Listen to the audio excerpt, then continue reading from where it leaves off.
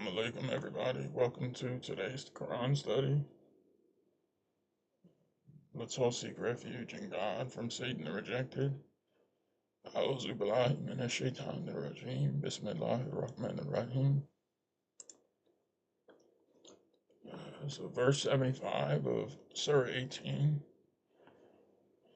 He said, "Did I not tell you that you cannot stand to be with me?" He said, "If I ask you about anything else, then do not keep me with you. You have seen enough apologies from me."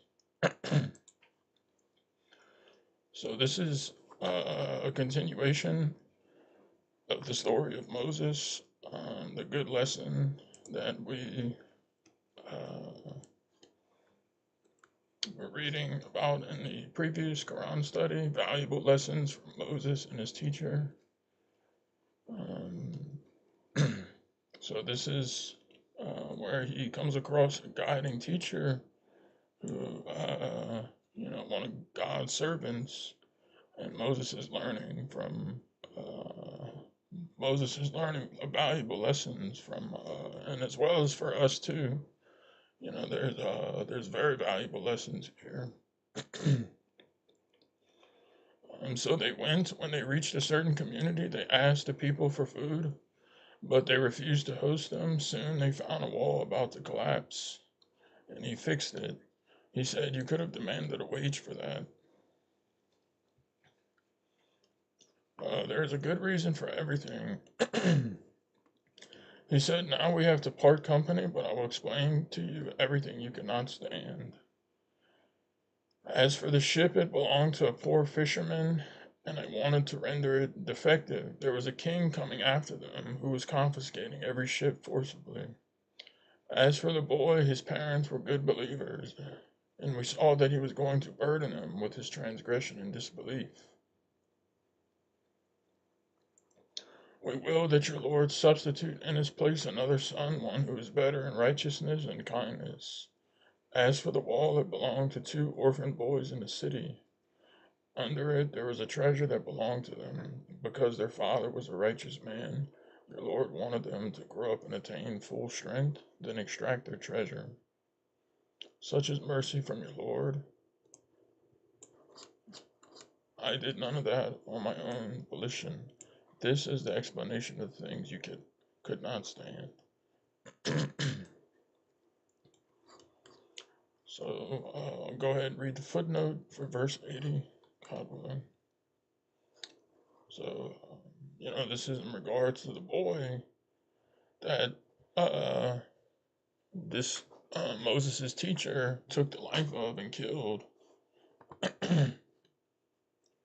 So Adolf Hitler was a cute and seemingly innocent child. Had he died as a child, many would have grieved and many would have even questioned God's wisdom.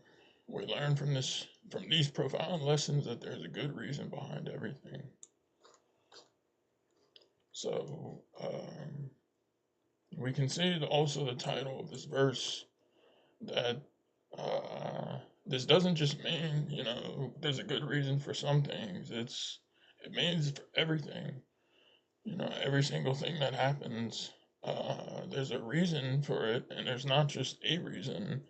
I mean, there's a specific reason that is good, because everything everything is in accordance with God's will. I was just reading, I think, from Surah 32 this morning. All matters are controlled by God. It was also, I think, in the previous chapter as well. You see this throughout the Quran. So this tells us tells us that God is running everything.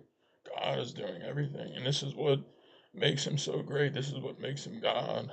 And the lessons here, as we can see, there's a reason for things that happen, right? There's a reason that's oftentimes we may not understand or see.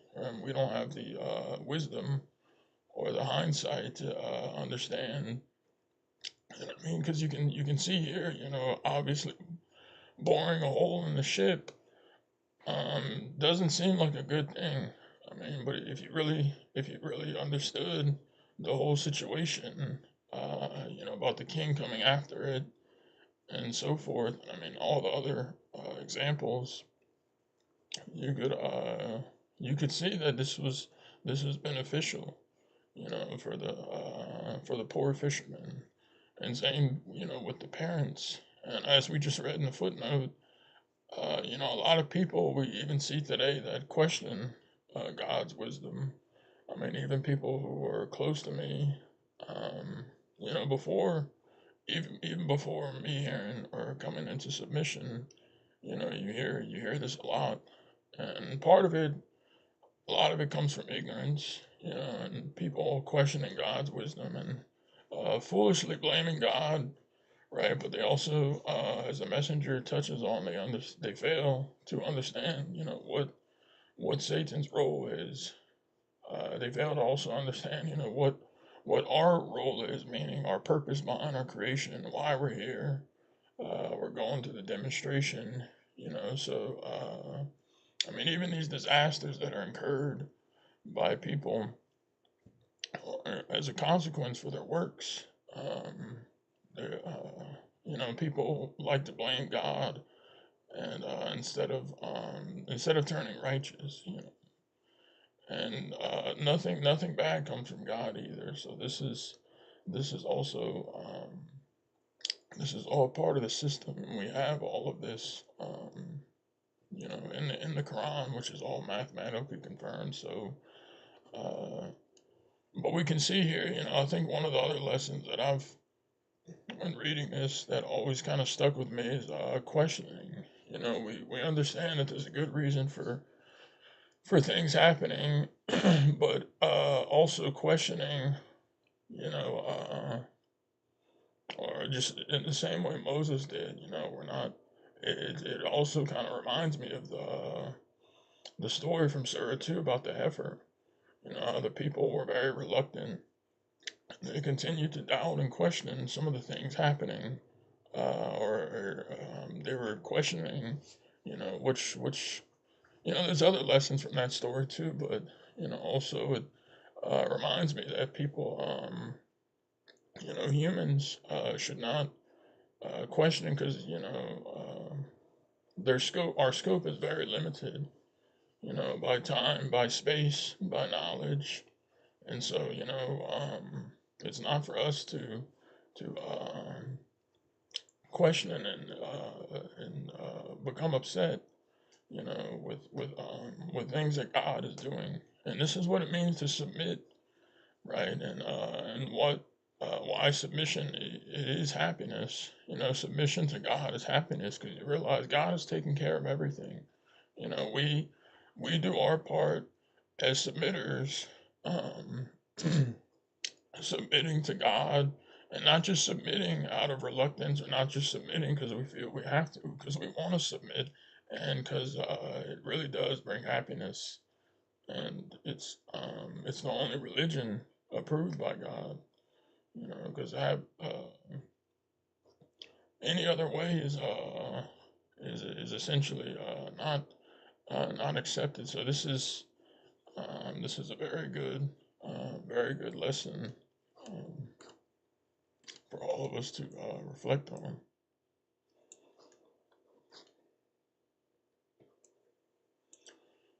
Verse 83, Zulkarnain, the one with the two horns of two generations. They ask you about Zulkarnain, say, I will narrate to you some of his history. We granted him authority on earth and provided him with all kinds of means. Then he pursued one way. When he reached the far west, he found the sun setting in a vast ocean and found people there. We said, O Zulkarnain, you can rule as you wish, either punish or be kind.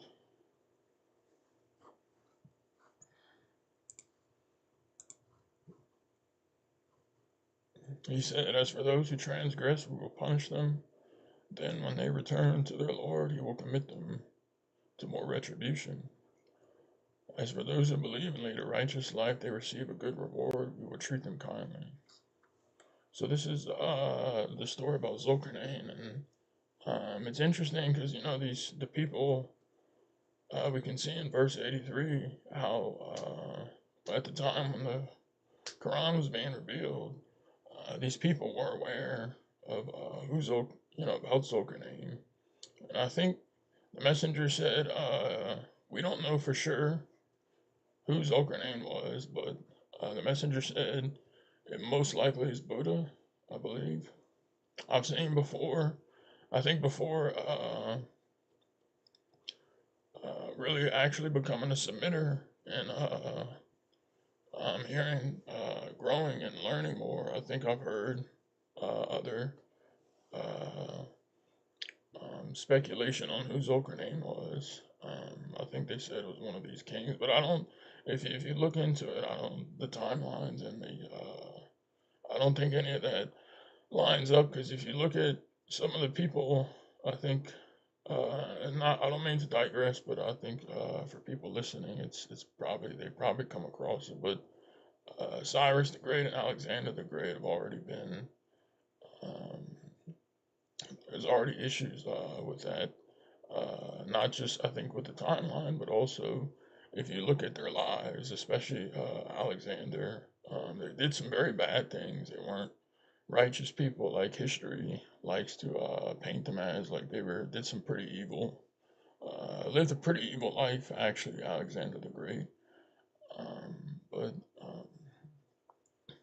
as far as but we can see here Zulkarnain was one of the servants, and so also with the I think with the time and location and other things, it does make most sense that he probably was Buddha, um, and we can see the messenger talked about this, but I think nothing was confirmed, but not the most important lesson here isn't who this exactly who they are, but is as the person in history, but we know them as Zulkarnain from the Quran and some of his history and lessons. So we can see he ruled righteously. He had a lot of power and large armies, um, and he said, as for those who transgress, they'll be punished, right? And when they return to God, God will commit them, to more retribution. But for those who believe and lead a righteous life, they'll be treated kindly. And so this is characteristic of a righteous and a good ruler. Because also a good a good ruler, as we'll also continue to see, um, and leader, and is not, when transgressors, spread corruption across the land and they commit works of evil, they have to be dealt with at some point. And ultimately, it's these people who have incurred the punishment, for their works themselves. But we can see, as for those who believe and lead a righteous life, he treats them kindly. So um, this is how a good ruler or um,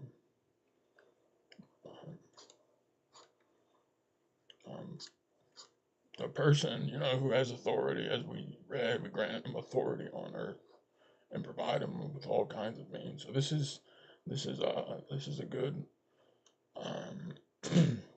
this is how these are good traits, honorable traits. Then he pursued another way. When he reached the far east, he found the sun rising on people who had nothing to shelter them from it. Naturally, we were fully aware of everything he found out. He then pursued another way.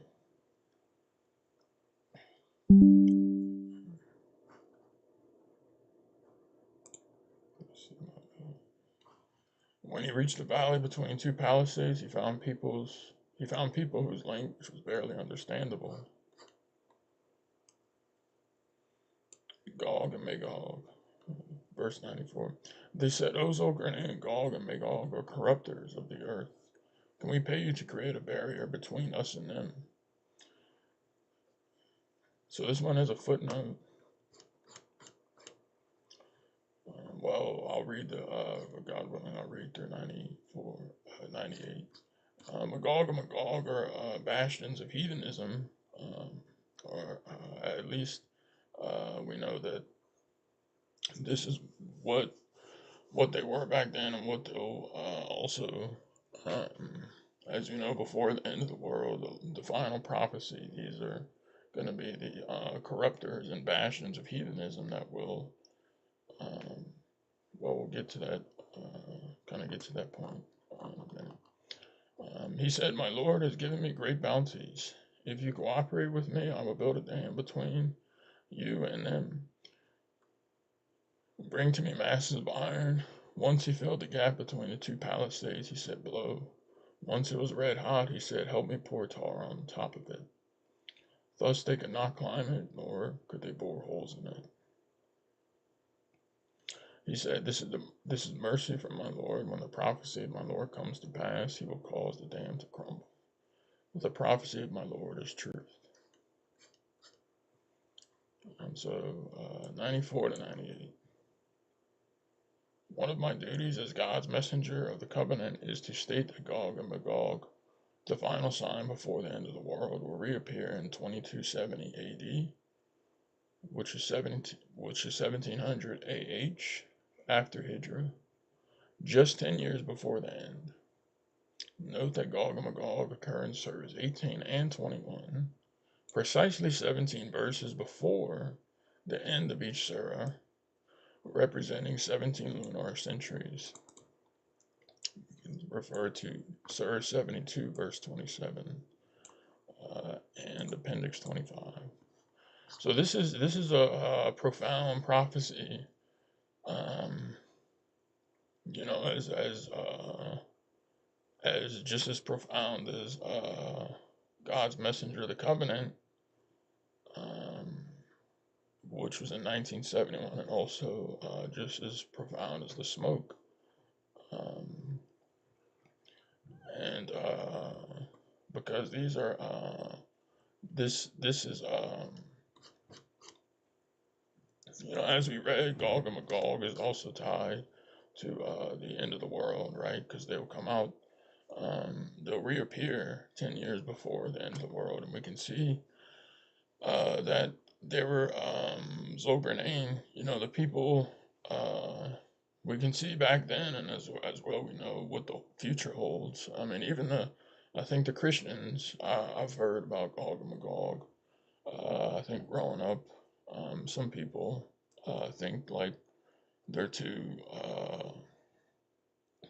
I think because they don't, maybe they think the end of the world is closer. They don't have the haven't. I mean, nobody, you know, unless you see the information here and understand the prophecies and the calculations and how God tells us when the end of the world is, you're kind of left to thinking, you know, you're not too sure. So yeah, some people, I think Christians, they also recognize Gog and Magog, but I don't think nobody. There's just speculation as to who they are. But we know from the Quran, they're two villainous communities. You know, they're bastions of heathenism, and as we, the corruptors of the earth, you know, as it described here, and so they're nothing good comes from them, and obviously, you know, they're very wicked people, and so it's Zulkarnain was powerful enough, you know, and possessed enough resources and authority to be able to help these people. You know, we can see these people were probably this community was probably pretty good. Maybe we don't know if they were believers or submitters, but I think the point is that God protected these people, right, through Zulkarnain's help, and also most importantly is this the prophecy of my Lord is true. So this is also a prophecy that's going to be recognized, and when the time comes, you know, a little bit over a few hundred years, you know, when they'll reappear. So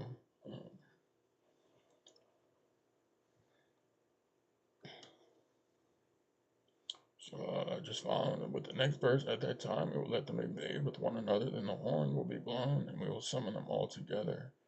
We will present hell on that day to the disbelievers. They are the ones whose eyes were too veiled to see my message, nor could they hear. So this is when the dam crumbled, as we just read in verse 98 and 2270, right at 10 years before the end of the world. This all comes from God, this information, and it's a blessing to have this. And their dam is going to crumble. So however they're subdued and trapped in the earth, they'll come out.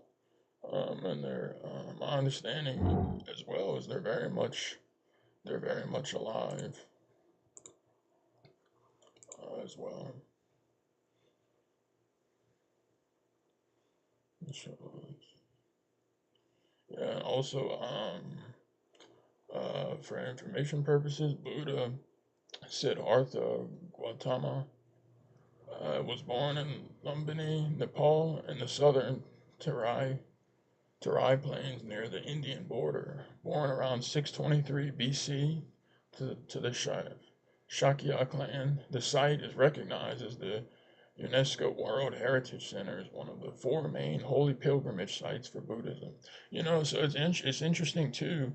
We can see uh, with Muhammad, with Jesus, I mean, with these righteous messengers of God, people ended up worshiping them, right? And such was the case with Buddha too. We can see, I think, if you look into what uh, his message and a lot of the things, like he never advocated to be worshipped ever.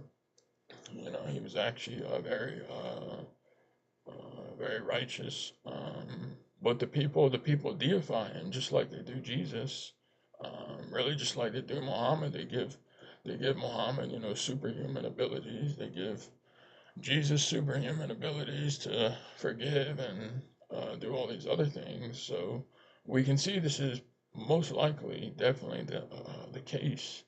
Um, like it's been the human condition uh, almost since the dawn of time, pretty much, to do this. So, but also I think, uh, yeah, this is actually interesting. We'll go ahead and read the next verse. Do those who disbelieve think that they can get away with setting up my servants as gods beside me? We are prepared for the disbelievers. Hell is an eternal abode. I mean, this is, you know, so this is just what we were talking about. People who worship Buddha. I mean, the whole religion. I mean, it's just is that's prevalent really as Christianity and the idol worship of Jesus. We can see that these people. Assalamu alaikum, brother. Nice to have you, mashallah. But we can see that these people have consistently set up Buddha as an idol, they set up Jesus as an idol, they set up Muhammad as an idol. And as we just read, those who disbelieve think they can get away with setting up my servants as gods. So Zulkarnain was a servant, who was Jesus was a servant, Muhammad, Moses, these were all servants, and they themselves were created, right? They're just like me and you. And whatever authority they were given on earth was given to them by God. They have no control over their own resurrection. They can't resurrect other people. They can't even control other people's breathing. So I mean, how great really are these people? Only God is great. And this is the same message, that all of God's servants and messengers and prophets have advocated. You can see, but Satan swoops in and entices. He knows. He also was there when we fell. Like when the great feud happened. And of course, he remembers everything. So he also knows. He's been studying and observing us for as long as the earth and Adam was placed on it. So He knows all where to needle us at, where to infiltrate on our cracks and stuff. And so, the obvious ones are he's gonna go after the idol worship because he knows this is, knows that we're creatures with an ego. And so, naturally so, he's the myth of intercession, as we know from this final testament, the Quran, is his most effective bait. And we know as submitters, we've come this far to denounce idol worship and denounce idolatry, but also uh, we have to be mindful too that it doesn't just end with these human idols. We also know the ego can be an idol, money, and these are also. I mean, even I've talked to other people who aren't submitters about, and they naturally they agree and they like this idea that they don't like the idol worshiping, like on the surface is what they say, but they like and they agree with the understanding, the idea that money and spouses, children, jobs, properties, ego can become someone's god. They most people I've talked to, really everybody, kind of readily accepts that. Now whether they follow it or not is one thing, but that also shows that uh, it's even instinctually people most humans, I mean, understand this.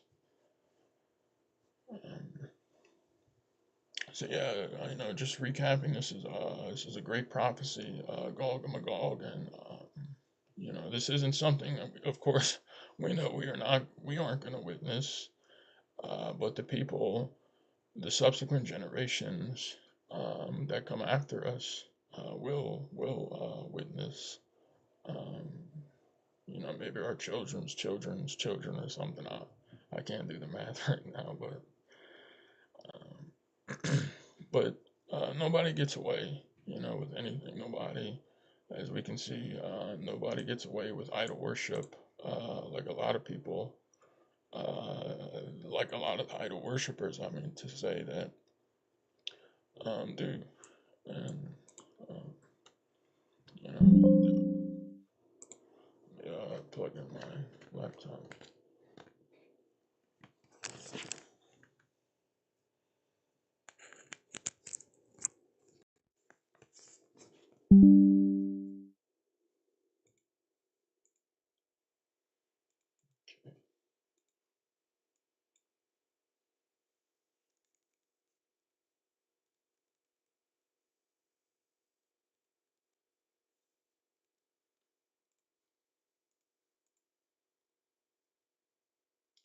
I don't know if the color just got completely.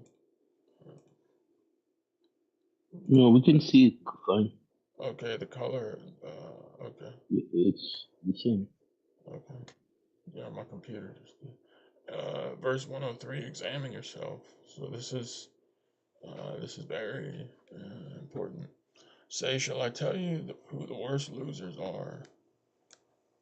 They are the ones whose works in this life are totally astray, but they think that they're doing good. Such are the ones who disbelieve in the revelations of their Lord and in meeting him. Therefore, their works are in vain on the day of resurrection. They have no weight. So, this isn't just, speaking to Christians or Mohammedans or uh, Buddhist idol worshippers or Hinduism or Chiduism or just atheists. This is speaking to everybody, including us.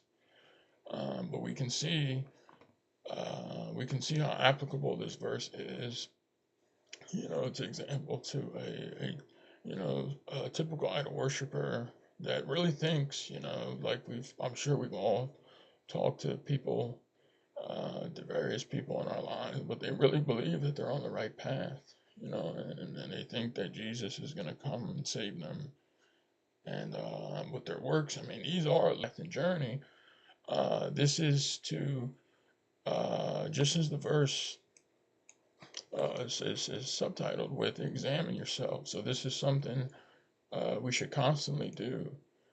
and I mean something that personally, you know, we have to take those hard looks within ourselves, and um, which is only going to help us, when we want to improve and grow our soul, and it's for our benefit and happiness, because the more we become purified, the more we do to grow our soul, um, the better off we'll be, in the hereafter, and not just in the hereafter, God willing, but also in this life. So, and also importantly, if we look to, the works, we don't want our works to be nullified.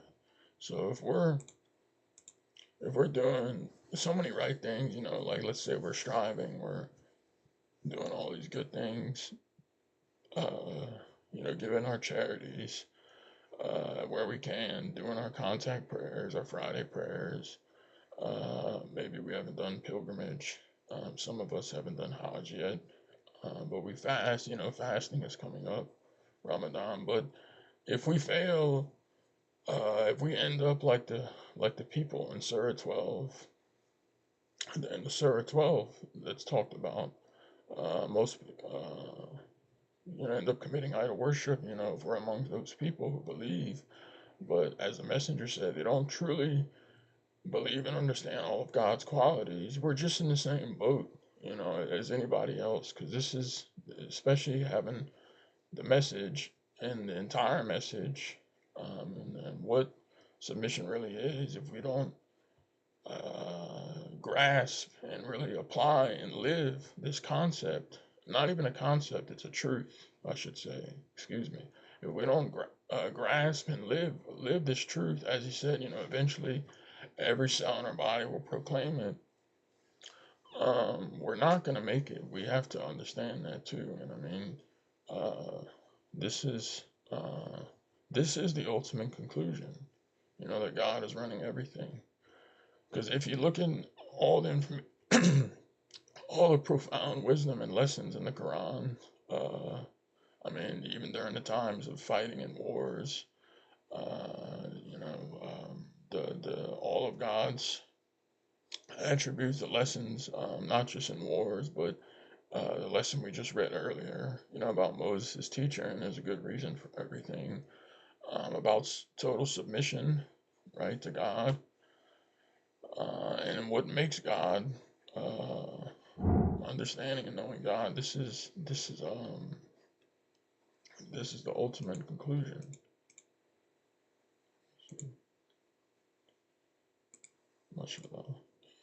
So this is of paramount importance, for each one of us, and we have to constantly remind ourselves, because it's easy to, or I shouldn't say it's easy as, but if we don't have this, hardwired and ingrained, um, you can easily become an objector to something. And we also have to realize too, speaking for myself and anyone listening, we don't even need to, we should never ever accept even the slightest of objection. I'm talking because if we really believe in the Quran, if we really believe in the scripture, and we believe there's angels around us, and we're not just doing it, because like we're being watched and observed by angels, but or or God, we're doing it because we believe and it's the right thing to do. And really, God is watching us. He's omnipotent. Um, and we really believe in the scripture and about Adam's weight. We're not going to even want to commit an Adam's weight, while we're aware and mindful. If the devil causes us to forget or to make mistakes, we should immediately repent, but we're not going to want to even mess up, or object even slightly, and this is what it means, I think, too. It ties into examining ourselves. So, and this is just, it's not like we have to tell people, like things we did, or if we want to share information or things like, you know, things we overcame with God's help with other submitters, or maybe it inspired, that's good, but the point here is that, um, our creator, is aware of everything we do, our thoughts, our actions, and so as the Quran says, everything should be pleasing to Him, and we should be glorifying Him in everything we do, and examining ourselves, and not to overlook, even if we have a wrong thought about somebody. Let's say we were, whatever the case, we're going about our day, something happens, we should immediately catch that, and we have to ask God's help to keep. And this is what it means to, make God our God, because this is, we're getting credit while we're doing these things and thinking about this. But if you, it all ties back to God is running everything, and this is very important. So, but moving on. Uh,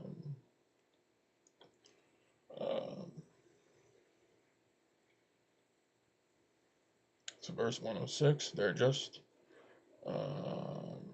well, back up one of, I think I might have read these, but just in case.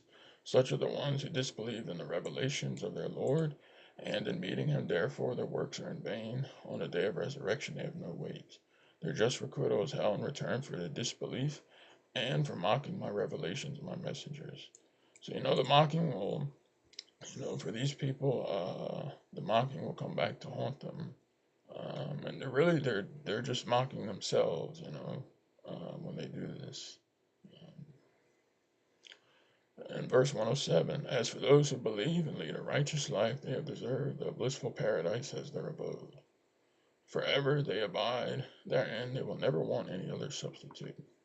So this is really nice, like, imagine not wanting anything else. Like, even if you think you want this, or like you can imagine, I mean, um, so this is the ultimate triumph, is returning back to God, and being with God forever. Who's the provider, and also, our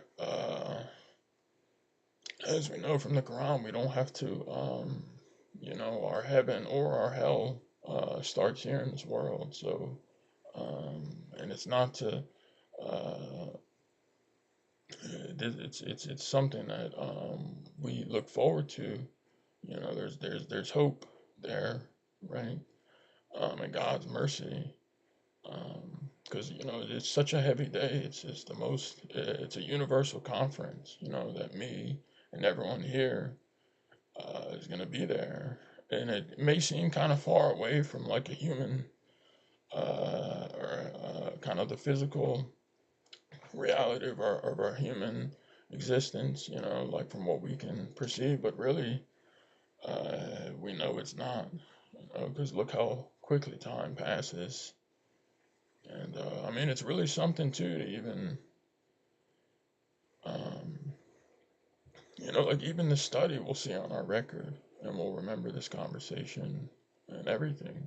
So this is the right, this is the right thinking. Before we do things, or before we may make mistakes or object, right, or fall into sin, because that's sinning. And if you're an objector, there's two types of people in this world. There's a submitter and there's an objector. A submitter is happy with a submitter says, this is what's happening, this is what God wants, and they're happy with it. They're cheerful. An objector doesn't like it. They don't like what God's doing. And as the messenger said, it's too bad for them. So there's a continuous happy person. It's verse 109 in the Quran, everything we need. Say if the ocean were ink, for the words of my Lord, the ocean would run out. Before the words of my Lord run out, even if we double the ink supply. Say I am no more than human, like you, being inspired that your God is one God. Those who hope to meet their Lord shall work righteousness and never worship any other God beside his Lord. So the Quran is everything we need, for our salvation and for our happiness. It's a book that is full of detail, and I mean, there's nothing that even comes close to it. There's no other scripture or a message, really, um, that is that has everything we need. So uh, this also constitutes a test for a lot of people, and a lot of people, as we know, fail the test because they go to other sources. It's so easy too, but it's also in the same way we can see it shouldn't surprise us really, even seeing other submitters, set up quote unquote submitters, right? But this is important to talk about because it's just another way for Satan to dupe people and infiltrate. But you can't deceive people unless they're maybe they're blocked or somehow they've decided to uh, bar themselves from God's protection and mercy, and this happened when they set up sources other than what God tells us to, and that's also being unappreciative. Um, but everything we have for our happiness, our salvation, our religious duties are in here, and if and this constitutes a test for people. This remember we should recall that the test is extremely thorough. There's nothing, there's anything that needs to be brought out in people. It's eventually going to be brought out one way or another. So this is really our only help and staying on the right path and God willing returning to God safe on that day is seeking God's help. Only his help is sought, right? And this should always be we should always remember this. And I like this last part is those who hope to meet their Lord, shall work righteousness, never worship other God. So this is something we should look forward to because I mean uh, the greatness of God, like the verse in 30, Surah 39 says, they can never fathom the greatness of God. The most honorable Lord, the most dignified, uh, possessor of infinite majesty, possessor of the highest ranks, ruler of the whole dominion. Uh, so I mean, this is God's greatness is you know, I mean, it's also too. I think, uh, I mean, that's part of what makes worshiping God, and so awesome is the greatness of God, and also we don't the Quran has this information where we know God by all his attributes. We know that he's holding the seven universes in his right hand, as well as the earth, and he's controlling. So this is also another. There's no other scripture with these types of amazing revelations and descriptions and information. So wrapping up, Surah 19, Mary, in the name of God, most gracious, most merciful. So if there's any comments or questions, please feel free. If I made any mistakes, may God forgive me. Thank you. MashaAllah, brother, great study. Inshallah. Yeah, I had a question about, where you said, and Inshallah. there's this verse in the Quran where God says, if you ever, after this, if you ever fall into idol worship, like then, everything that you have made up to that time, you're going to lose it, right? Like, how should we really understand this, like, in a way? Because, even as a submitter, when you, let's say in a week, if you don't make God your God and you have other priorities, you think of something else, that's basically idol worship, right? Or, for example, if you have children and then like you make your children like, um, is it that type of an idol worship, like in a way where you make that mistake, or is it really like, um, I don't know if my question is a little bit clear.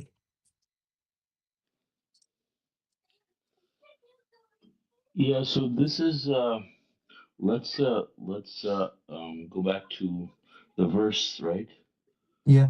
So um So this we read from verses for those who just joined. Like we read from Surah 18, verse 75 through verse 110. So the question about making God your God, I think maybe that might fall into off topic, brother. What do you think?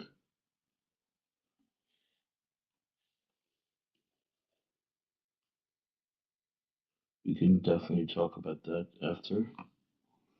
Um, so the way the format is Oh, yeah, for he mentioned it. That's why, brother. I was right, asking yeah, that yeah, guy. yeah, yeah. No, we Okay. can talk about it after that. If that's okay. Of course, of course. Yeah. So yeah, so I mean, it did say like I shared on the uh uh you know online on Wikipedia and stuff that he was born in 325. So I mean, I don't know how accurate that is, but I just wanted because we were talking about timelines earlier, so I just threw it out there. But the messenger when he talked about this too, he said this was most probably Zulkarnain. Like he wasn't even saying it with surety that that was actually Buddha. You know, so I guess that was important to mention that. Mm. Yeah, I think I did mention that though, right? Mm-hmm. That he said Most wasn't probably. confirmed. Mm-hmm. Just said it was probably Buddha. But you know, you see a lot of people. Mm-hmm. I think that they say Cyrus the Great or Alexander the Great, but like that's I think the Mm-hmm. closest they've come up with. But I looked in, neither of them makes sense. I mean, especially Alexander because he was actually pretty dark. He's a pretty dark. Did a lot of bad things. So, Mm-hmm. and then Cyrus the Great, I think, was pretty similar. Mm-hmm. Um, but Yeah. not that it like completely matters. You know, I think the message behind, Mm-hmm. like in the prophecy and all that, and then being a righteous ruler or having authority is Yeah, sure.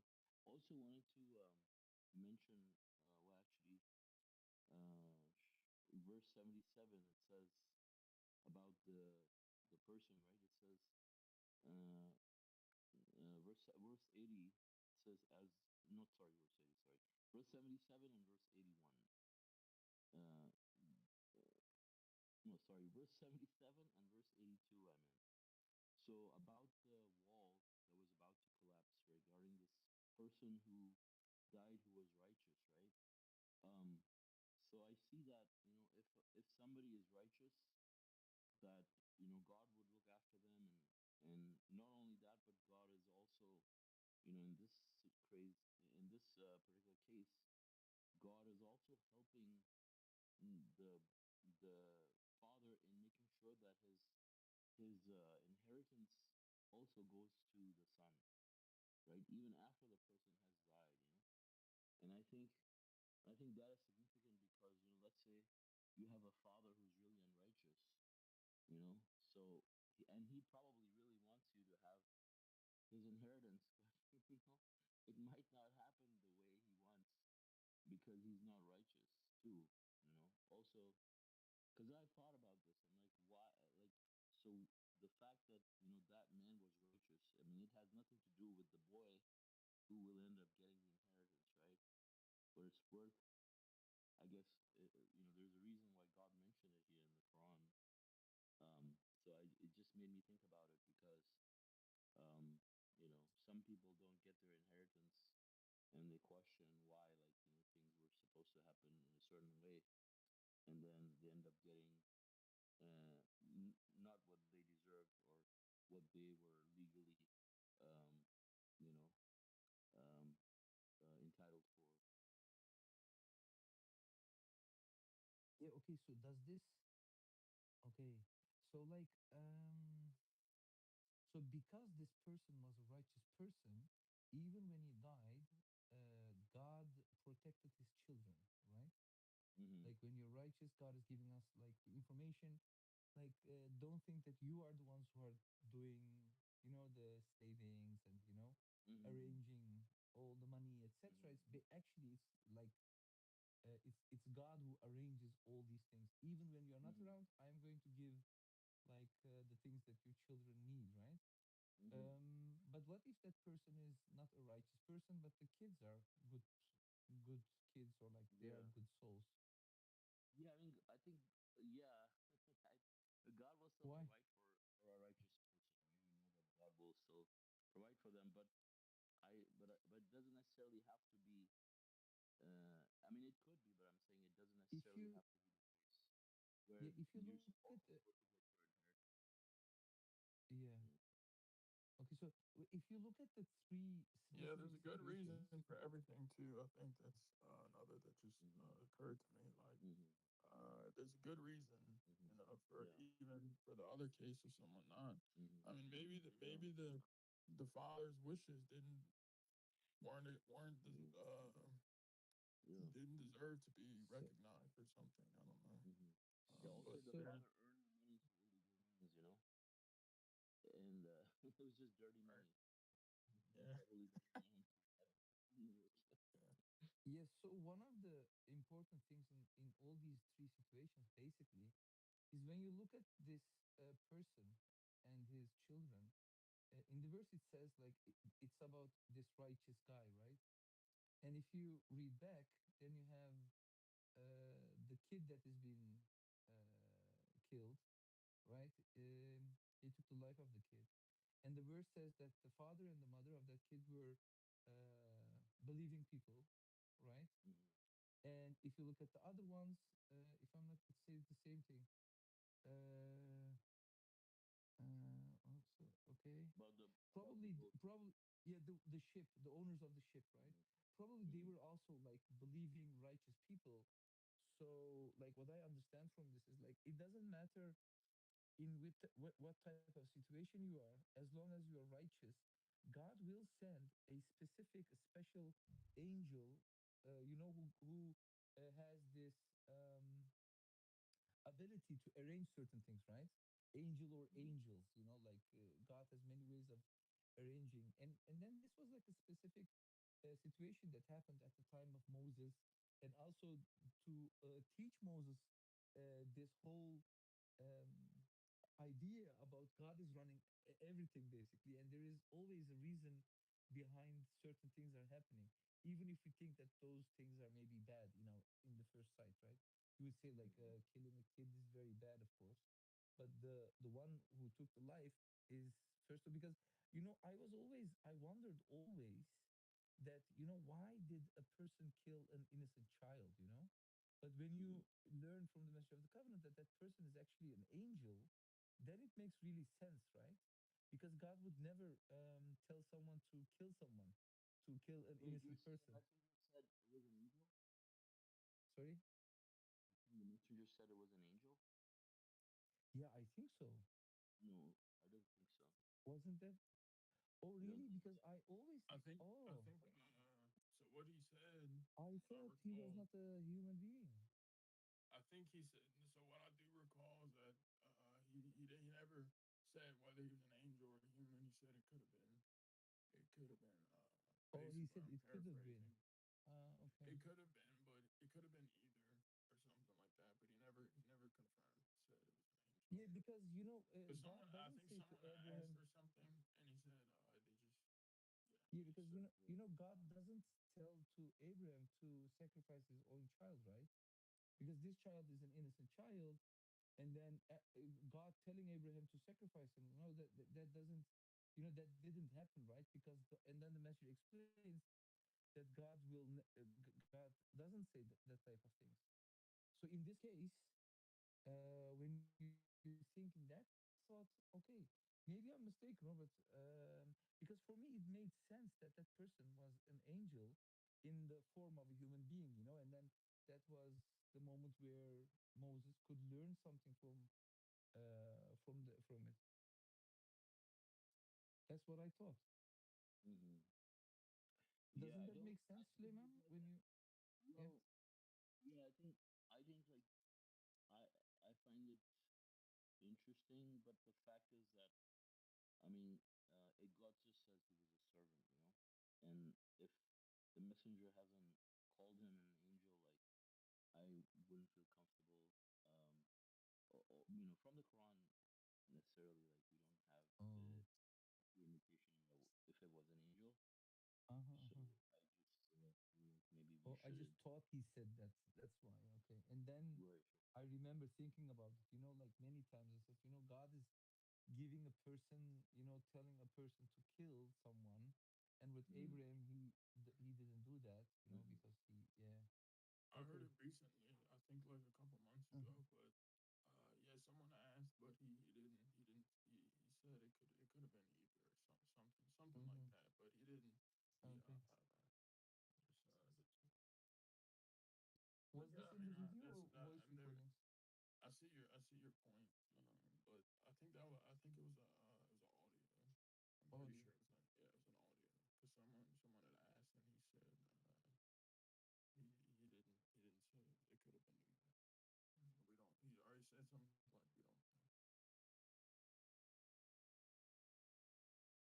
we don't know. I got a question.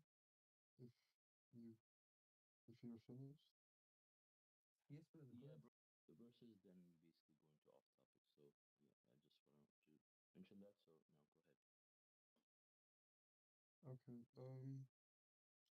What are you guys' opinion on those who say that we idolize Rashad and his materials slash So I guess videos? that would be an off topic. Yeah. Maybe we can talk about that together. Okay, inshallah. A good question.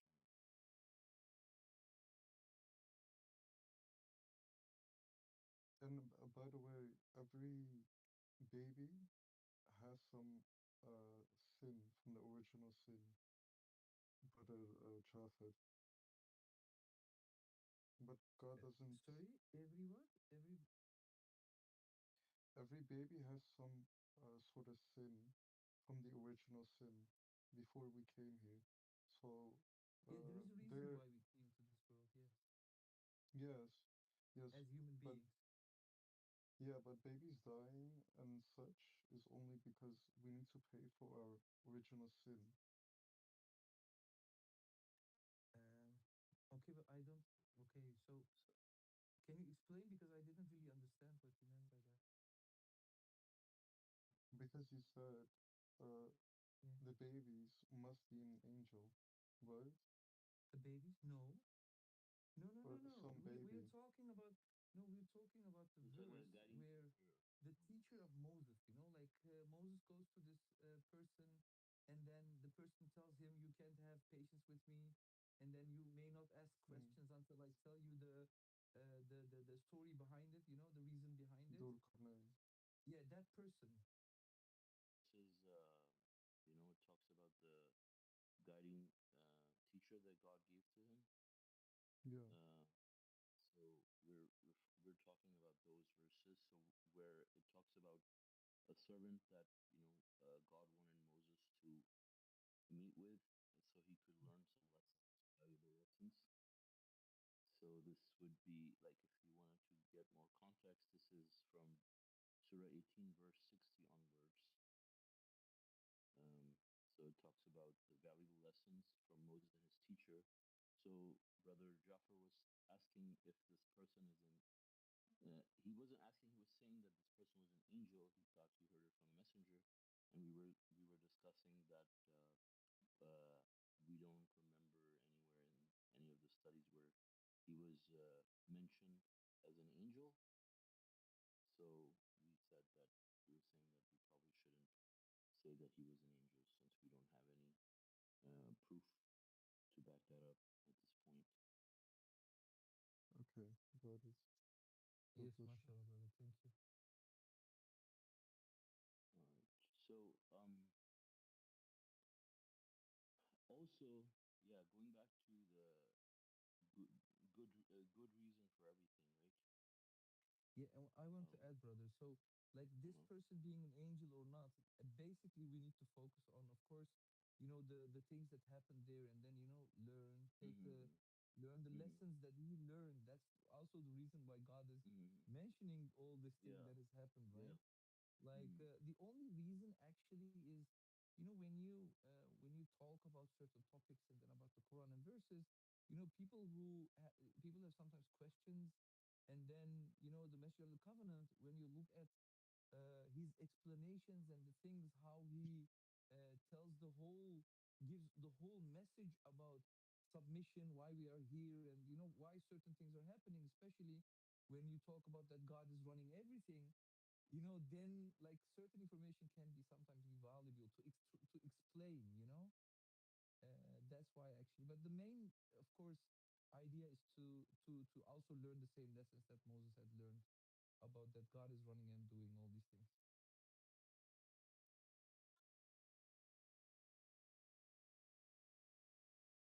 Yeah, I think for situations like that, we really need to focus on you know having a searchable database for the videos and stuff, because it creates you know a lot of confusion. Sometimes we are basing things off of memory, and then we don't have context of whether we remember what we Yes. said, and I guess it Mhm. creates. So inshallah, I'll try to work on it. Yeah, I like have yeah. I am using it. That's why, like when we talk in the Quran studies about these certain things, now I am not gonna use that because I remember telling this story, to other people, and then I told them that, like the reason why all these things are happening, and this person was an angel.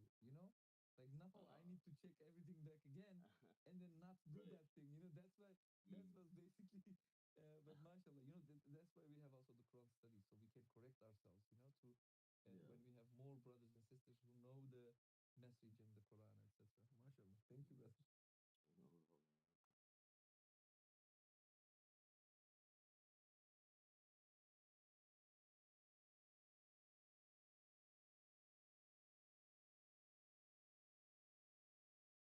Alright. So God gave Zulkarnain the possibility to guide those people, or he says he can decide what to do with them, the people who he has been sent to, right? It says if you want to punish them, you can. If you want to, right? To guide those people? Yeah, like on if we can read 86, Yeah. 1886. It says you can punish them or be kind to them.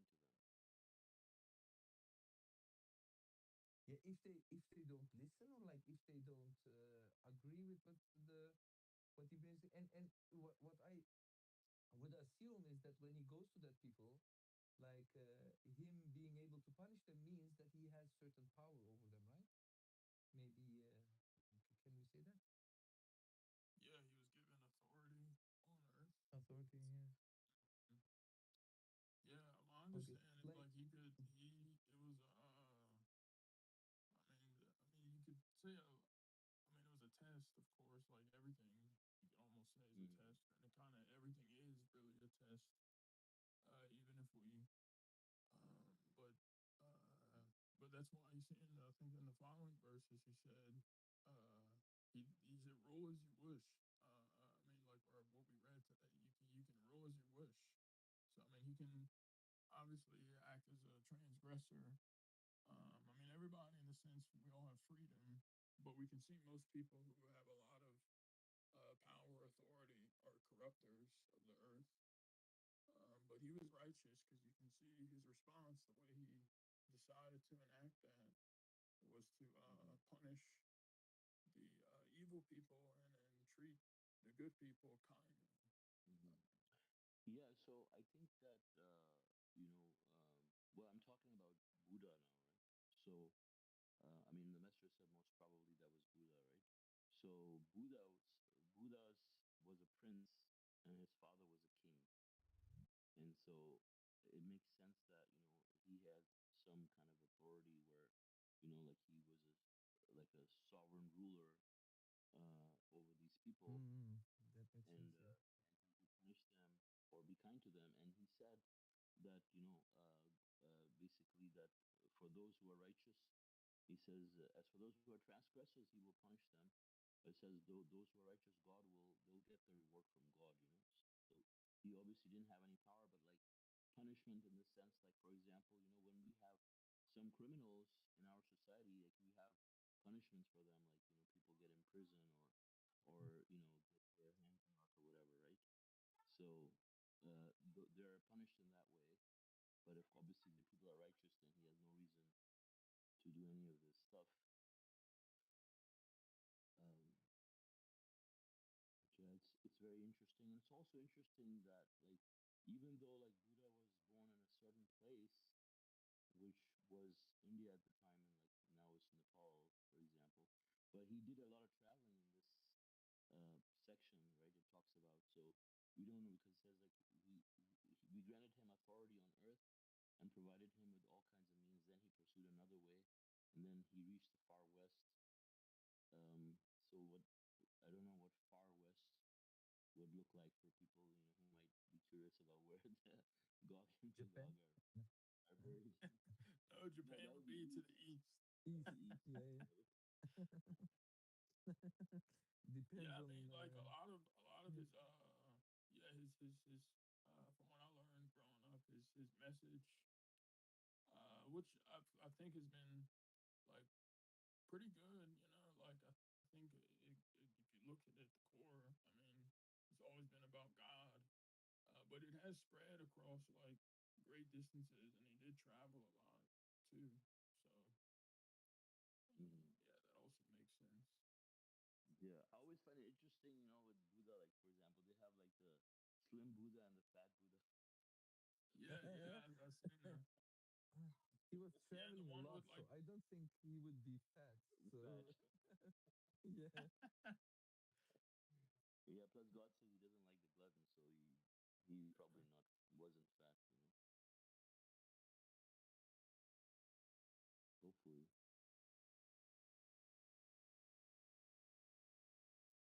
but yeah, he yeah, seems like a strong person, right? If he was doing all these things, also like pouring tar on on top of it. So yeah. So he mhm, travels, he goes to certain places, and we see here mhm, many times where God says, then he pursued another way, and then he says again, then he pursued mhm, one way, then he pursued mhm, another way, he then pursued then mhm. another way, Yeah, right? exactly. Then he went to Far East. So yeah, like you were saying, Japan. But yeah, then it says when he reached Far East, he found the sun rising on people who had nothing to shelter them from. What does that mean actually? Like they don't have houses or something like that? Mm, and that's interesting. I thought about it. I thought maybe like they, who knows? But I mean, just speculating, I, right? I mean, maybe they didn't wear clothes. Who knows? yeah, yeah, there are probably maybe some like very primitive tribe that didn't because I think is it the same one that didn't their speech was not understandable Yeah, because exactly.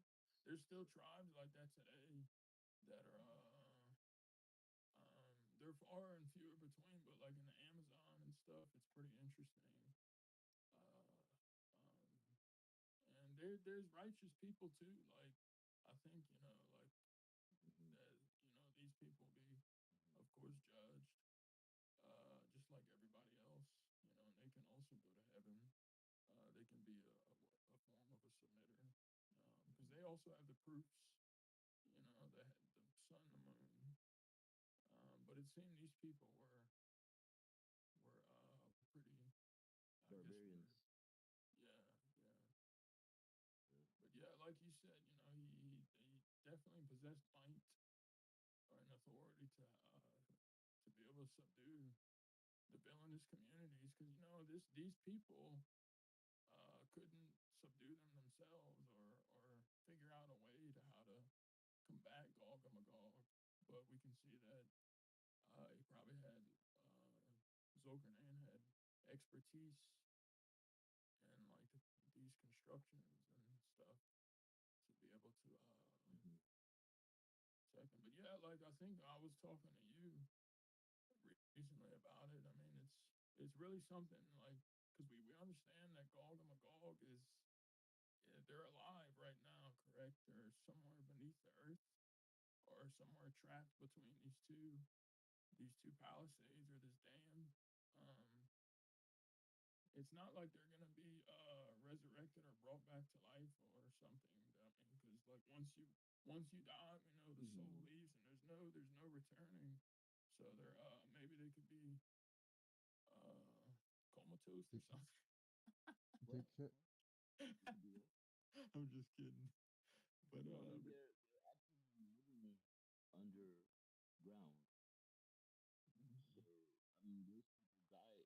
I mean, if there's other people that are dying, those same people are not gonna return. It's just that they continue to breed wherever they are, and then they will come out. I thought there was a Sunni paradigm. From what I've known, is that there are gonna be two communities. Hmm. Yeah, Yeah, after, Gog and Magog. yeah, that there are gonna be two communities rivaling the last years of submission, and not so much two creatures. It's not the same Yes. people, right, that are gonna come back. Like basically, this is like some Hmm. type of a symbol for that type of Hmm. people. They villainous die. community. Yeah, Yeah, the Communities. community, that type of communities, right? Like it's a bad symbol, a Hmm. symbolic thing. right. Yeah, okay. Bastions of heathenism. Yeah, I've Because seen a lot Yeah. of like people the think they Christians aren't. think Yeah. it's We China did and read the Russia.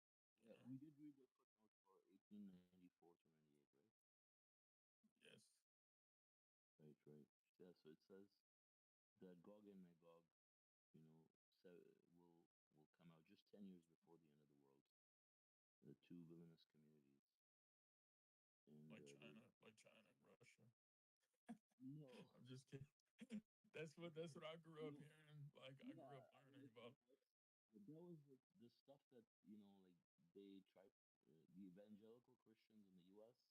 mostly were saying a lot, but from the Quran that doesn't make any sense because this talks about one. These communities are buried in one place, right? And they're gonna come out, and we know, well, maybe it could be, let's say, China, let's say, but it couldn't be Russia. But anyways, regardless of what location it would be, it will not be two countries like China, one where in one Yeah, of place and course, right. They're not countries. They say that partly is because they think. I think I touched on it in the study. Uh, yeah, I did. But they say that the Christians, it's not just evangelicals. It's a lot of mm-hmm, it's a long-standing mm-hmm, belief. But they mm-hmm, say I think because they think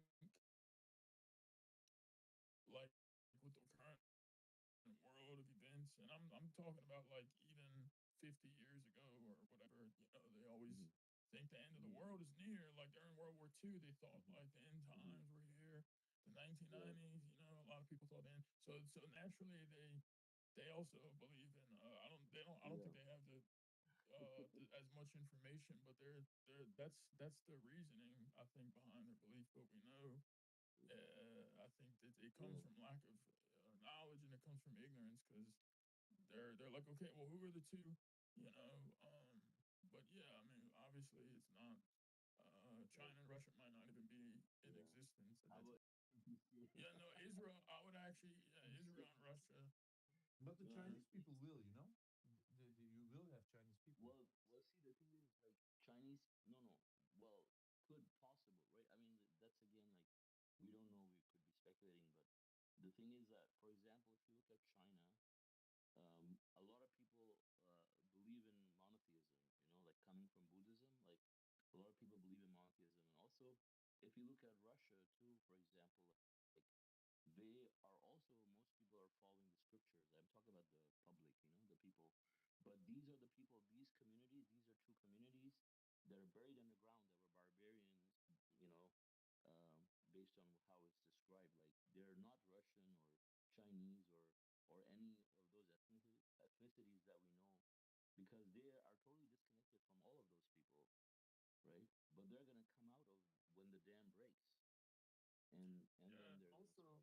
they have to be So pretty. they're They one of must. those. They must be pretty. For them to come out and attack the submitters, like it's not like they're a force. It's not like they're not a force to be reckoned with. I think too. because this is the way I understand. Like they're gonna persecute and like it's gonna be very bad, right? Like these aren't just some cave people that are like you would laugh at and be like, oh, you can't do anything to us, like LOL. You know, I think it's gonna be these people are gonna have some type of power, like maybe in numbers, perhaps, or some type of I don't know, Well, I but mean, the thing is, because if let's it's a say, prophecy, if it's a prophecy that's before the end of the world, and hmm we know that they're bastions of heathenism, it's kind of like if you got, I guess, like a common criminal with a knife that shows up to like fight, with high military space equipment or weapons. It's like it's not even really a big deal. Like you're just gonna shrug it off. So, but I think hmm I understand these people are gonna be pretty it's gonna be pretty serious, So just okay, like the so smoke, so let's break it down, right? So you have you have the entire world, all these countries, and submission's going to dominate, and everybody's going to be a submitter, right? And then these people come out of the earth, and they see all these people are submitters. Like, first of all, if they are, let's say, local to a certain place, right? Like, it doesn't say necessarily, it doesn't say that they're going to attack all the nations of the world or something, right? But let's say it's a group of people. It could be 100 people. It could be 1,000. Who knows, right? How many they are? But um, but the fact that they're going to attack the believers, all we know the disbelievers. That's what the disbelievers do. They hate the believers. They attack the believers. They're against them. So let's say imagine like if we're all submitters in this world, and then these two barbaric communities get up all of a sudden and start looking at everybody around as a believer. Naturally they're going to attack them, right?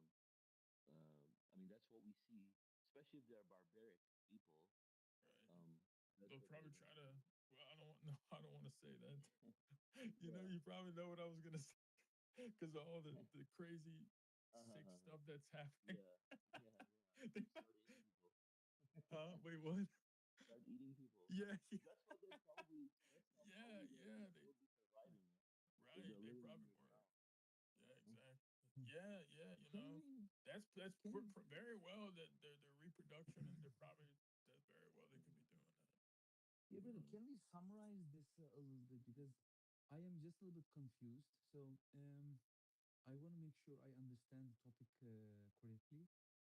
So when Zulkarnain went to that specific place, these people they asked Zulkarnain to help them out with Gog and Magog, right? Mhm. And they build a barrier between them. So I heard you saying something underground. Does I this mean? said he poured fire on top of this, so Okay, yeah. so it cannot be broken, right? Okay. So does this mean that okay, he built a barrier in between them? Then those people were still living separated from each other, separated from the people, like who asked help from Zulkarnain. And then those people, they are just human beings, but they have their own community, so they are going to live. They are still living to this date. No, it says, can we build a barrier not between them? It says, can we build a barrier? Can we pay you to create a barrier between us and them? So it's not like these two communities were fighting and he put a separator between the two people, between the two groups. These were the two groups that were fighting the believers, and so he separated them, these two people, these two groups from the good people. So means Okay. that they're Okay, so he separated them, but like, okay, do these people are they currently alive? Are they living in that specific yes, place? yes. That's why they're gonna come out when the dam breaks. Humans, they eat, drink, and everything. Like, Yeah, these are just yeah. normal human They're beings, not. right? But they are They're like bad mhm. people. Yes, yes. Okay, but then they die, they reproduce, and then they go on hmm that type of hmm thing. And then Yeah, they before can't. the 10 They year. can't exit. They don't have the ability to break that, right? Because it's very strong, and these are just people. They don't have weapons.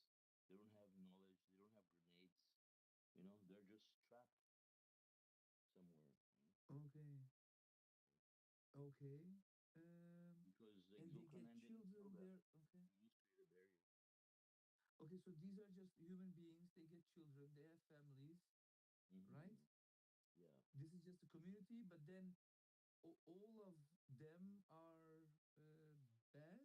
Can we say that all of them are bad, or eventually end up being bad? We don't know them personally, so Oh, okay. because that's Okay. how. Because you know what I thought? You know what I thought? I thought I thought that this group of people. You probably wouldn't want to have Turkish tea with them. I wouldn't, Yeah. but we don't know for sure. Yeah. So I thought that, you know, these people, they were like separated, and then eventually they died, and then Gog and Magog is like a symbolic name for people who transgress, and you will have the same thing, you know, 10 years before the end of the world, another group which will have, because Gog and Magog, like I remember the Messenger of the Covenant, he talks about this, right? And then he also wrote about this, giving the example of Russia and USA, you know, like Gog and Magog, right? And the names like Gog and Magog are just representations of those people. No, there it says. I think what you're referring to is what it mentions in the appendix 25. Mm-hmm. They are Gog and Magog are villainous communities. Mm-hmm. So if you go to appendix 25, I think let's go to appendix 25. Um, right? Appendix Uh, 25. yeah, end of the world. End of the world, yes. Yeah, so it says Gog and Magog talks about here, Gog and Magog, right? So it says the smoke occurs, Gog and Magog, they reappear in accordance with God's plan. They reappear. Gog and Magog are mentioned in 1894 and 2196. It says. So you can also look at 2196, where in 2196, it doesn't have a footnote. Actually, 2196 is not even, never mind, 2196. But it it mentions one as we go down here. Hold on. Okay, The so this splitting of one, the law, yeah. uh, Discovery the 19th, the creature, okay. I do know. I think I know Appearance what of you're the talking Messenger of the about, Covenant, brother the Jaffer. I had heard Synod, something, yes. but that's. I think that's why it's important to have, as brother Suleiman mentioned, um, you know, get this stuff transcribed so we could do a quick search. Uh, Speaking of, I was actually fixing to start on 48 uh, and pick up where I left off Uh-huh. using the Aegis. I actually had it on my to-do list this week when I'm out for work because I think this is also good. I think we each got assigned 10. I think I completed three. mm-hmm, Suleiman, you completed your 10. mm-hmm. Brother Joffrey, I don't know Yeah. So, how you're doing, but No, I didn't start. mm, so, okay. so, What's so, yeah. I So, actually started the other method. yeah. Mm-hmm. So I found the one I was looking for. That was in 2196. The footnote. So it says Gog and Magog, which is he says allegorical names of villainous communities. Yes, allegorical. Allegorical names, right? Gog and Magog are the allegorical names, basically, but it doesn't mean that it's there was a different Gog and Magog that they're allegorically calling them their allegorical names because if we knew, for example, their actual names, it wouldn't benefit us anyways because like we don't know who they are exactly. It would probably be some Mm-hmm. funny sounding name they refer to themselves Yeah, as, like yeah, Hoobla Mm. Doobla yeah, But they yeah. don't see, or but they don't something. see the sunlight. They don't see the sunlight. Is Possible. that correct? Yeah, but why Ye- are we thinking about the sun? Yeah, no, the reason, you know why? Because I was always thinking like it was like this people, they You died and want then they you want will. to know if they have solar energy? Yeah. Wait, Because, you what'd know, you say? we have What if satellites, they have right? Like we solar can energy? see the whole world, and if Hmm. we if we would search for Right. them, like on, yeah, with that was the whole thing. But when you say Yeah. underground, that makes also a lot of sense, because Mm-hmm. it's not like, if it's really close, then no one knows where it is, then Mm-hmm. it can happen. Yeah. And one other thing, there is this biggest cave in the world. I don't remember exactly where it was, but then when you go inside, it has its own, how to say, there are clouds inside. It rains. Ecosystem. Yes, it has its own ecosystem. So that's possible. Hmm. Mm-hmm. Right. You're really funny, brother Joseph. What did you say, brother Ashraf? I didn't I understand. said you're really funny with the sunlight and whatnot. Mashallah. Yeah. Oh yeah, yeah, I am actually. God Mashallah. bless I you. have, I have sometimes these strange questions. I'm sorry. I'm like that as well. Yeah, basically, I don't want to make a mistake when I talk a lot to a lot of people, and most of times it's based on Quran message, etc. And then they also ask questions about these certain things. So it's important for me to, like, give the right information about it. And yeah, Mm-hmm. but like Brother Suleiman said, like, we need to, when we say certain things, it needs to be based on facts, like facts and proof and Hmm. evidence. Uh, mm, yeah, so. Yeah. So I Okay, think, great. yeah, mashallah. So I think we could also kind of, I guess it's kind of what my next comment is kind of tied to the question Brother Ashraf asked regarding, Quran and alone and versus like audios and videos. So I think that's a good subject. I mean, it kind of ties into the what it means to follow Quran alone, right? So, so I guess that I will talk about that. So, but first I want Can to you talk about the repeat the question first? yeah, Can yeah. you So repeat the first, question first? Yeah. yeah, inshallah, we'll repeat the question too. Um, but I want to talk about this verse first, in general, like what we should get from, uh, Quran alone, right? For example, like when we talk about Quran alone, we're talking about, using the Quran as a source of law, as a source of uh, our fundamentals that we believe in, right? We can even read the Hadith, for example, for historical purposes. But when it comes to our religious laws, we only follow what God says in the Quran, right? No Hadith, no Sunnah. And I think brother Ashraf also asked a question based off of that. I guess would be about people who says don't listen to audios and videos of the messenger because it's they compare to hadith, right? So that's the question. I mean, so the thing is, first let's talk about what it means to follow Quran alone, right? Because uh, because it doesn't matter where you get your information from. So the thing is, like, say we were talking earlier, me and brother Ashraf, on a call this morning about circumcision, for example, right? And the reason why these people are justifying circumcision being lawful or unlawful, uh, they're using the Bible. Either they're using the Bible or they're using the Hadith books, right?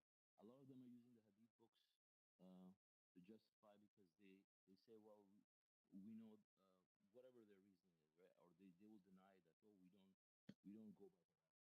The thing is, when you ask them, like, how do you know that it really happened? How do you know that God gave it to him? And they cannot give you a straightforward answer. And but the reality is, it's based on either the Bible or it's based on the Hadith and Sunnah, which was also, we know, that made by the Prophet's enemies. So that becomes idol worship at that point because you're following something other than the Quran. At that point, the Quran has a completely different account of what the messenger was given, Abraham in this case, what was his covenant with God, and that is also mentioned in the index, which is Surah 2, verse 125, I believe. And And the messenger also talked about the covenant of Abraham. He says, and he mentioned that verse in the appendix. So there is no reason for people to, go to other scriptures to try to create laws for them, right? They say, okay, because God says in the Bible that He gave it to them. No, we're using the Quran as our source. So why are you going to the Bible, or why are you going to the Hadith, or why are you going to the so and so scholar and trying to think that, okay, because everybody else is doing it, we have to do it, right? But for example, when we're talking about, let's say, the audios or the videos, we know the messenger of the covenant, his life was dedicated to preaching the Quran alone, right? He wasn't, making his mission to put his life in danger and advocate worshiping God alone and following the Quran alone, and creating another hadith on top of it, right? For example, that would defeat the purpose of his whole mission. So what he was doing was he was preaching the Quran alone and explaining, and clarifying these things, which was his job. As a messenger, we know that he didn't come with a new scripture, but that's what the messenger is. God gives them certain information from the existing information that we have, and in this case, that was what was given to him, and he preached that to people his whole life. So, let's say if I am talking about now, we're having a Quran study and we're using the Quran to preach, right? If someone listened to us online, we can't say you're listening to Hadith, you know? It's the same thing when the Messenger of the Covenant is talking about something from the Quran in a video or an audio or a footnote. You can't say that, this is another source. Like, you can say the same for any studies that people have, right? Or any video that someone creates. You can say, well, this is hadith because this is not Quran verbatim verse, right? But the idea is when you're using the Quran as your source, it doesn't matter if you create a video or if you create an audio or if you create a picture or if you write a book, as long as you're using the Quran as your source of your research or your laws, whatever you're preaching, if it's based strictly on the Quran, then Quran is still your only source. But in the case that we're discussing, for example, with circumcision, that's no longer the case because people are referring to other books as a source of law, not basing it off of Quran, right? So that definitely becomes idol worship, 100%. Yeah, so sorry, I'm having a hard time understanding this, as in, it's a bit confusing. Um, Uh-huh. yeah, people, a lot of hypocrites slash other people say they're putting their opinion above the messenger, as in, Uh-huh. um, he made some mistakes before he passed away and left some mistakes along the way as well. And um, regarding his videos and translation, and it wasn't his job. But that that's kind of nonsensical. It's like saying, "Hey, God is sending a messenger to clarify all things, Mm-hmm. uh, get rid of the discord, but makes mistakes along the way." So, how Mm-hmm. can we differentiate between Rashad, Mm-hmm. the person, and Rashad, the messenger? Right. So, I mean, Rashad, we know, for example, that the message came to him in stages, right? So there's some personal choices, who, how he did in his submission, like I can take every single thing that he did and base my submission based off of that because that was his test. Like, for example, the Quran talks about Muhammad ignoring the blind man, right? Now, that was Mhm. Muhammad, the messenger, had to follow. Muhammad, the man, had to follow Muhammad, the messenger, but he made a mistake in that, like, he didn't do the right, attitude with this man. Okay, that's your personal opinion. Okay, that's your personal opinion. Messengers don't preach their personal opinions. They're here to preach God's message. So God is not going to trick us into sending someone, and we have to decide that if this is his personal opinion or if he's talking about it from God. Even though he says, if I tell you anything that's not from the Quran, don't follow it, right? But that doesn't mean that he's going to give you stuff that's not from the Quran for you to, because as the messenger of the covenant also describes it, right? I mean, once you have even a little bit of doubt, then you are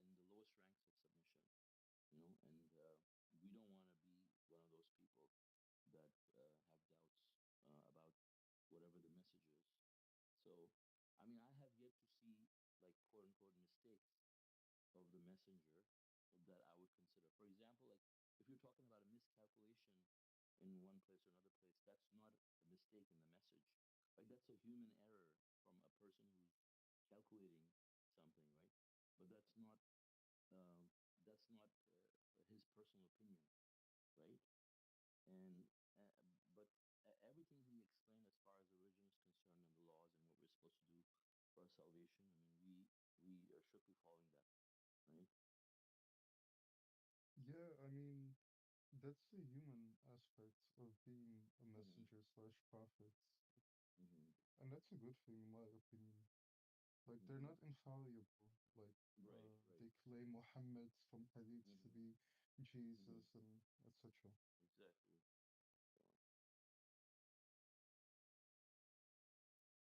yeah, I mean Um, that's why he said like sometimes he even on purpose he does some of these things so that people don't idolize him. You know. Uh, right. The yeah, message is always like the message. He did a great job. That's always been everything has been truthful and perfect. And like as you said, things maybe he did on his own account, like with he went through his own tests. That's just personal and related to him. I mean, as like the example about Muhammad, turning away from the blind man. But as Right. far as like the delivery of the message and all the information and guidance and clarifying teacher as well as a warner, everything has been perfect. In that Mm-hmm. regard, he's never gonna lie to any of us and or be amongst those who aren't truthful. So we Mm-hmm. like you said, God would not uh try to trick us, and then also Um, you know, I mean, we also understand that God is gonna pick the most qualified person, so He's not gonna Mm-hmm. pick someone like. That's why, like for example, Deep wasn't chosen because now he deviated from the contact prayers. Imagines having a messenger. I mean, this is like not even applicable, but like imagine having somebody who is a messenger, and then they end up telling you to like stop doing. It's like what I mean, it's the case with the deep. Um, I think he wants to be his own messenger, and he's just a messenger of Satan, really. But that's a good example, like um, why they're chosen. They're not just chosen. I think for God's decision is the best decision. So He's gonna uh, make that uh, make it easy for us in that regard, and for I think for people who want to go astray, and uh, like there's a lot of traps, that are set up for people. So many traps, and it's um, it's just Mm-hmm. that really Satan sets for them. But I mean, people can't. The people that fall into it can't blame Satan because they were the ones that accepted his invitation to disbelieve or idol worship or something. Mm-hmm. Yeah. Also, yeah. brother Jaffer,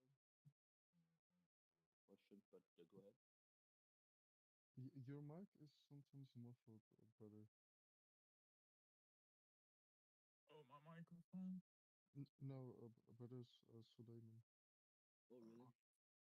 Yeah. Well, I think my reception was dropping because my bandwidth here is not sufficient, I think. No, oh, Is it we're the okay it's now? not the same. connection. We're in the It's same boat. muffled. Yeah. Is it okay now? It's Let's hope better so. now. So sometimes it's Uh-huh. like it's kind of muffled. I don't know. Yeah. Maybe it's coming up through a little clear. Yeah. Uh, My mother-in-law is watching YouTube 4K, and that's probably why it he had to say four. So- Sorry, that was just so funny. That's awesome, mashallah. dropped. Mm. maybe some cat videos or something. Yeah, they have a lot of marketing programming, like reality shows Dr- and like Drama. podcasts and stuff, right? Uh, I've seen that part. Yeah, they're obsessed with those things and drama, mostly. Yeah. But anyway, you were saying, brother. Yeah, so I was saying Brother Jaffer had also had a question earlier about making God your God, right? Brother Jaffer? Yes. One second. Yeah, yeah, you had your question. Can you repeat your question, maybe?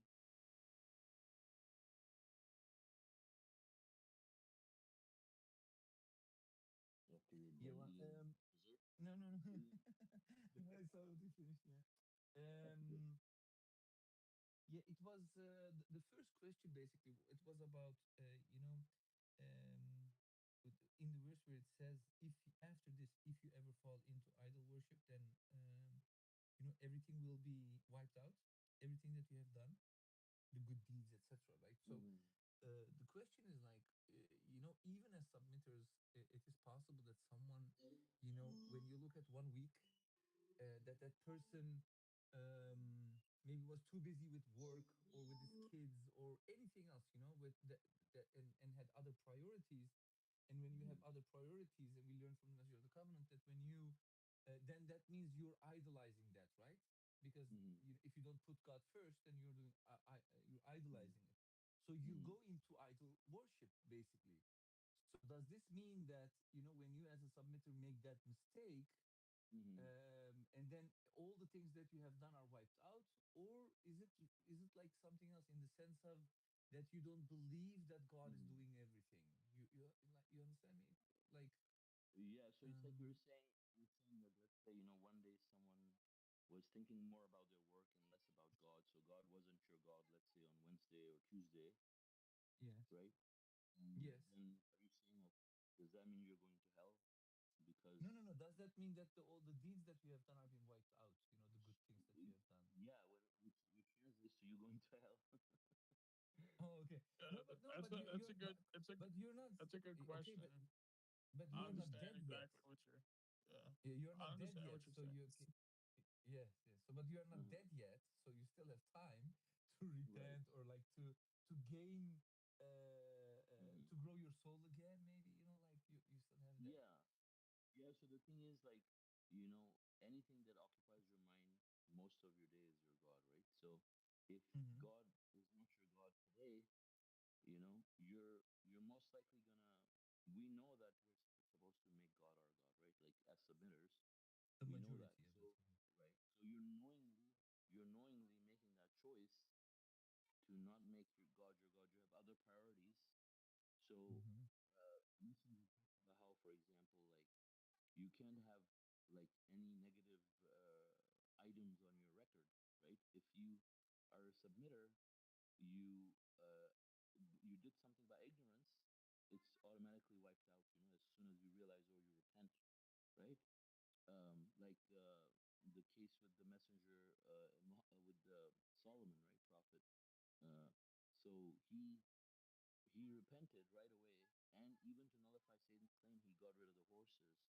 So his record was completely wiped out. He didn't have to pay any consequences for that, right? For missing his prayer, for example, and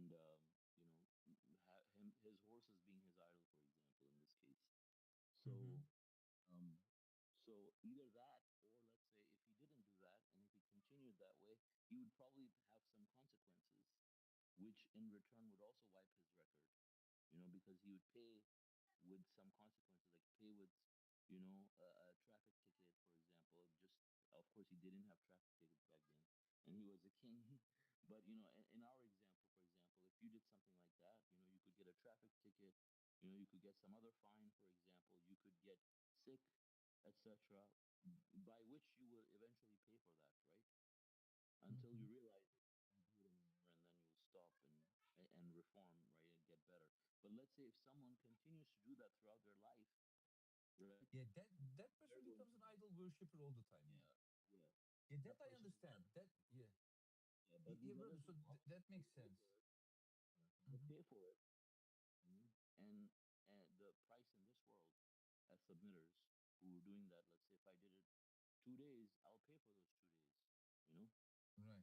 but if a majority of my time is still dedicated to God, of course my soul will grow, In a and I week. could still paradise. Yeah, I Let's say you mean, 7 days, and then 1 or 2 days are like you did yeah, idol worship like by not 2 days. remembering God all the time. Yeah, So like 2 days. 2 days, for example, let's say I get like really bad consequences. After the third day, I realize, I haven't been really thinking about God, and so maybe I'll fix my behavior, right? But if imagine if I didn't, and I'll continue to do that, it will carry on for the rest of my life until and then I decide to change. nothing But is if I left. don't change, yeah, but if I don't change, then obviously, I could go to hell. Okay, so the question was related to the fact that in these 7 days, if you have 2 days where you did idol worship, because the verse says after this, if you do idol worship, then everything will be wiped out. Like, does this mean that you need If to you stop all die, the? If yeah, you die as a if sinner, you die in a state of idol worship, yeah. I think it's a very good question, and yeah, I Mm. like Brother Suleiman's response. And my understanding is pretty much that too. And uh, we have to, I think, too. It really emphasizes the point of like constantly, like we read today, about constantly examining ourselves, because Hmm. and also I think last study we talked about repentance, or maybe it was the one before, about how Hmm. important repentance is. Like constantly, we should be repenting every Hmm. day, because this will wipe out, the things we're unaware of, and also the things we got wind of and became aware of. And like the messenger said, we can enter into a new covenant anytime we want to, and promise. And we can really, we have to really, I think, try in this matter to be perfect submitters, and make God our God, and at least be making forward progress, but I understand, like, yeah, I mean, it's really something, because I think we should also, uh, like with Joseph, well, I think we read a couple months ago how he said, let him die as a submitter, like let him, and grant him, a righteous, I think, grant him righteousness in this world and righteousness in the hereafter, and let me die as one of the submitters. So also, I think God, um, for the sincere, for the good souls that are not gonna uh, die in a state of idol worship, right? So this also, and of course, we don't know when we're gonna die. We could, we don't know when our time of death is gonna be. So it also adds, uh, I don't want to say incentive, but it also adds the realization or emphasize the importance of constant repentance and constant self-evaluation and improvement and growing the soul. But also, I think I've always kind of thought about it like this too. When you when you backslide, because that's really what it is. If we make progress, we're growing our soul, and we forget God for a day or two. That's not just like being on autopilot and not moving forward. That's actually backsliding, and it's undoing. You could almost, sometimes I visualize it like we're uh how there's weights for our soul. Our soul, I'm not saying our soul like just shrinks very small, but uh I mean, we know, like, or like in the verse from the Quran, I think it's in, yeah, Surah 15, about those who advance and those who regress, right? And there's Hmm. also a verse in the later chapters about we will inform the human being. Maybe it's Surah 53, or it's very beautiful verses when I hear them. But uh, those among you who advance, and those, well, what every soul will send ahead of for itself and what it leaves behind. So it's kind of like a, I don't want to say back and forth, but eventually getting to the point. That's why nourishment is so important because we're wiping out sins of the past, and then also if we repent for those 2 days or 3 days or whatever the number is, those can be turned into credits. Um, but our repentance must be sincere, and we really have to try,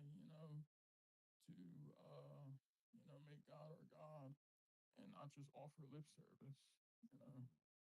Um, but that's Mm. that's mine. Yeah, mashallah. Yeah, I think the Jafar, like the example we were talking about in this case, it would be similar. This very similar to, for example, like if someone idolized Jesus, for example, at one point, and then now they're monotheists, right? They repent, so obviously God will wipe that out from their record. But it would be the same way for us too, in that sense. Like obviously, we're not gonna do it for the rest of our lives, so it doesn't make sense for like all our good deeds to be wiped out. For example, if we did that once, 1 day or 2 days in our lifetime, for example. Right. Yeah, I kind of understood it like we regress, like maybe like Mm-hmm. in the sense of our credits or our Mm-hmm. soul growth gets halted, and Mm-hmm. immediately when we catch ourselves, and we return to the right Mm-hmm. path. We after Mm-hmm. maybe stepping outside of God's kingdom, we'll be back on the path, making progress and doing good. Like we don't, I guess, nullify our entire Mm-hmm. submission in our life's soul growth just out of like a mistake or something. Mm-hmm. But also, it's not to say like we shouldn't. Uh, like I know we know this, but kind of like I was talking today, we have to give like even the very small matters in our lives. Mm-hmm. Even like minuscule objection. This is how I think too, because it's an atom's weight. Uh, we have to catch ourselves. And of course, like if it's our jinn or companion, we know it's just them whispering to us to get upset or think Mashallah. something that someone is Mm-hmm. making a face. But even that, if we catch ourselves, that's very good and it's credit. And also we're better, I think, equipped for the future. And then it reinforces the principle of taking everything in this life with the utmost seriousness, uh, and not, because that principle carries over. And I think we can see that's why a lot of maybe submitters have fallen off. They don't look at, Mm-hmm. or they might look at matters that with not great attention, and this causes them to go astray. I mean, we can see this is very much the case, especially in other religions, like in Mm-hmm. Christianity. They don't think committing these sins is a big deal or this or that. So this is, I think, a way that it reinforces ourselves Mm-hmm. be on the right path in this matter. Mm-hmm. Inshallah. So, I also wanted to talk about another thing. So, first of all, brother Ashraf, just joined our study, so I wanted to welcome him, and brother Jaffer and I have already spoken to you, brother Ashraf. But if you wanted to introduce yourself to the rest of the group, maybe say a few words, and if you want, God Yeah, willing. yeah, of course. I'm Ashraf. I'm 24 years old, and I'm almost a year into submission. Praise God.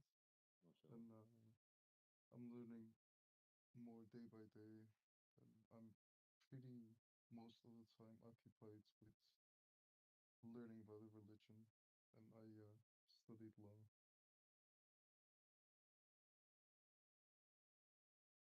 Mashallah. Welcome, brother.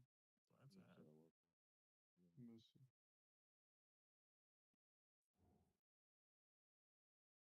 Miss So I think brother Ashraf asked a question earlier to me, and it was basically, and I think I want to address part of it also.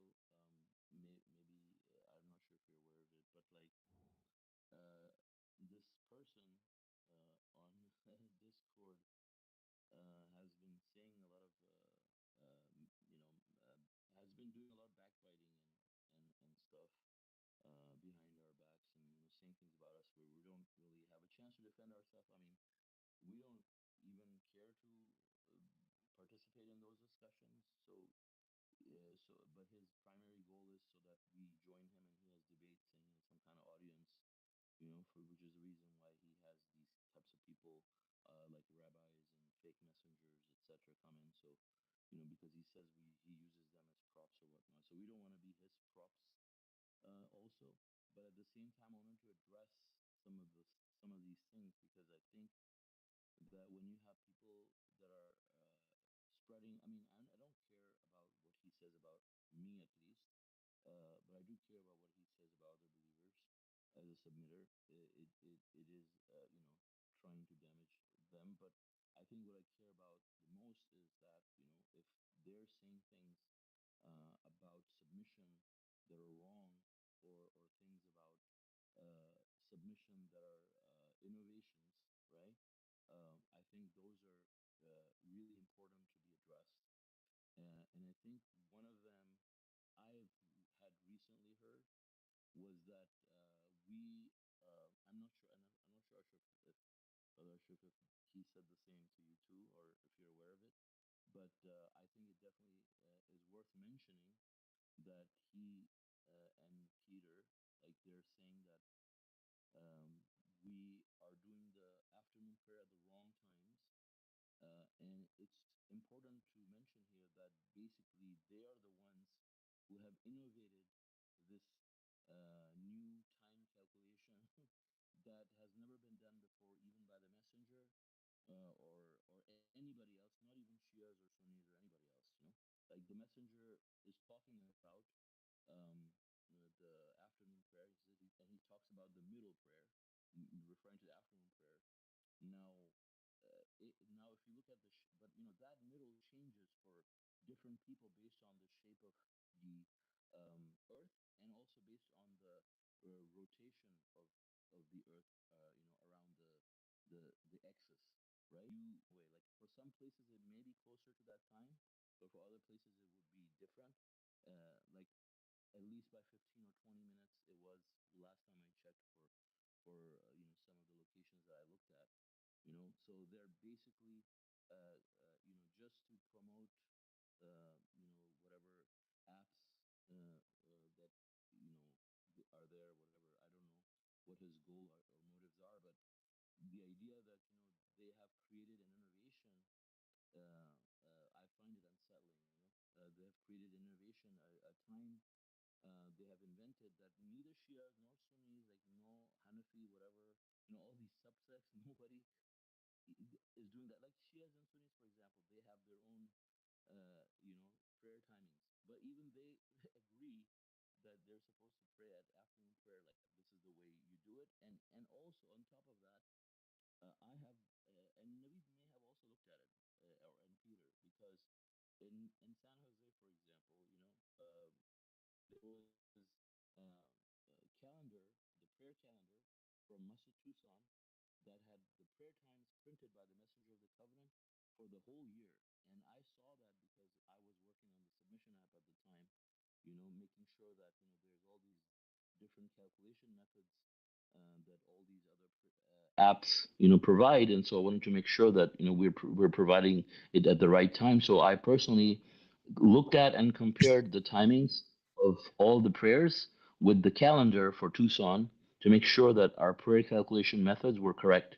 And this guy is telling everybody that the prayer calculation for afternoon prayer in the app is incorrect, and they're making people pray at the wrong times. And the sin of doing that all is going to be on these people. But I think people have to be made aware of these things, so people don't fall into these traps. Yeah, so I wasn't aware of that. I Okay. was actually guided to Naveed when I first came into submission, Mm-hmm. and but his behavior was kind of off, and I didn't Mm-hmm. really align with him towards the end, so I left his Discord Mm-hmm. group. Mm-hmm. And then, but one time I promoted your app, but I didn't Mm-hmm. know it was your app or whoever app it is.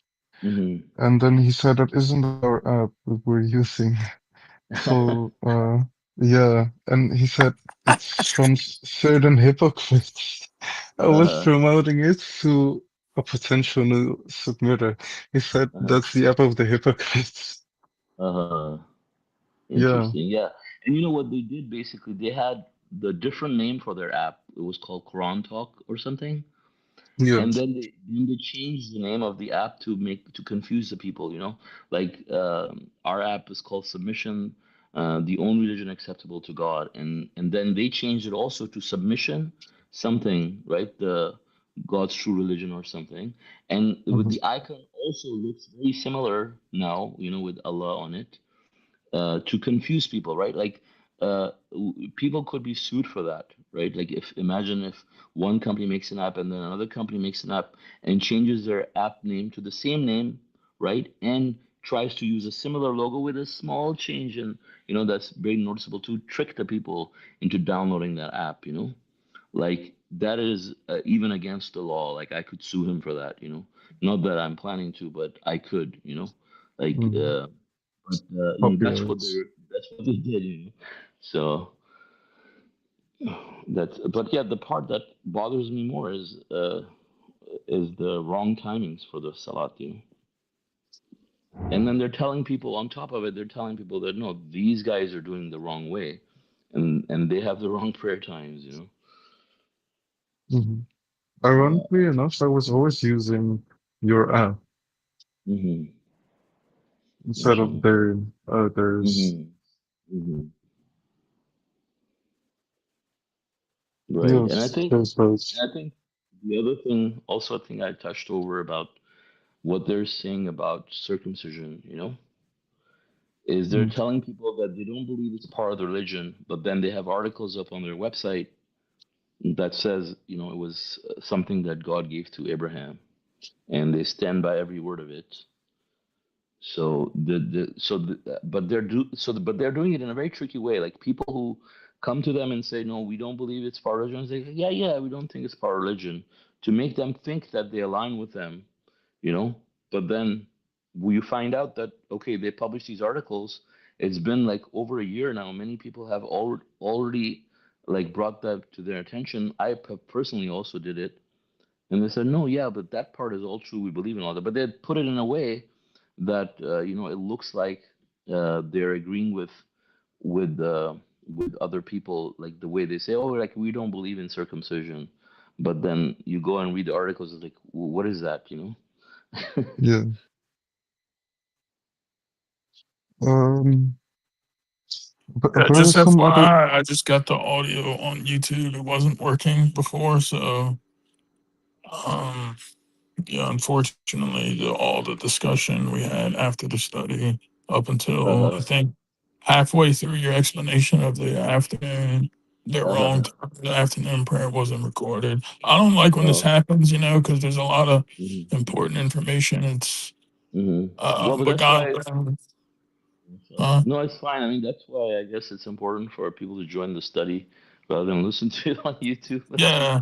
Yeah, but also, for historical purposes and Yeah. recordings, I like that's the real part where but Yeah. mashallah, we've touched on this, for Hmm. people on the, that are listening. But yeah, that is good because there was someone in the comments on YouTube and I just, Hmm. saw, but, yeah, it's an OBS thing. I didn't have it Hmm. switched right. It's, but Hmm. yeah, go ahead, brother Ashraf. I'm sorry. I just wanted to make that, make y'all aware. No, I don't want to divert the topic. Did you have anything else to add, Brother Suleiman? No, I'm good. Yeah. Okay.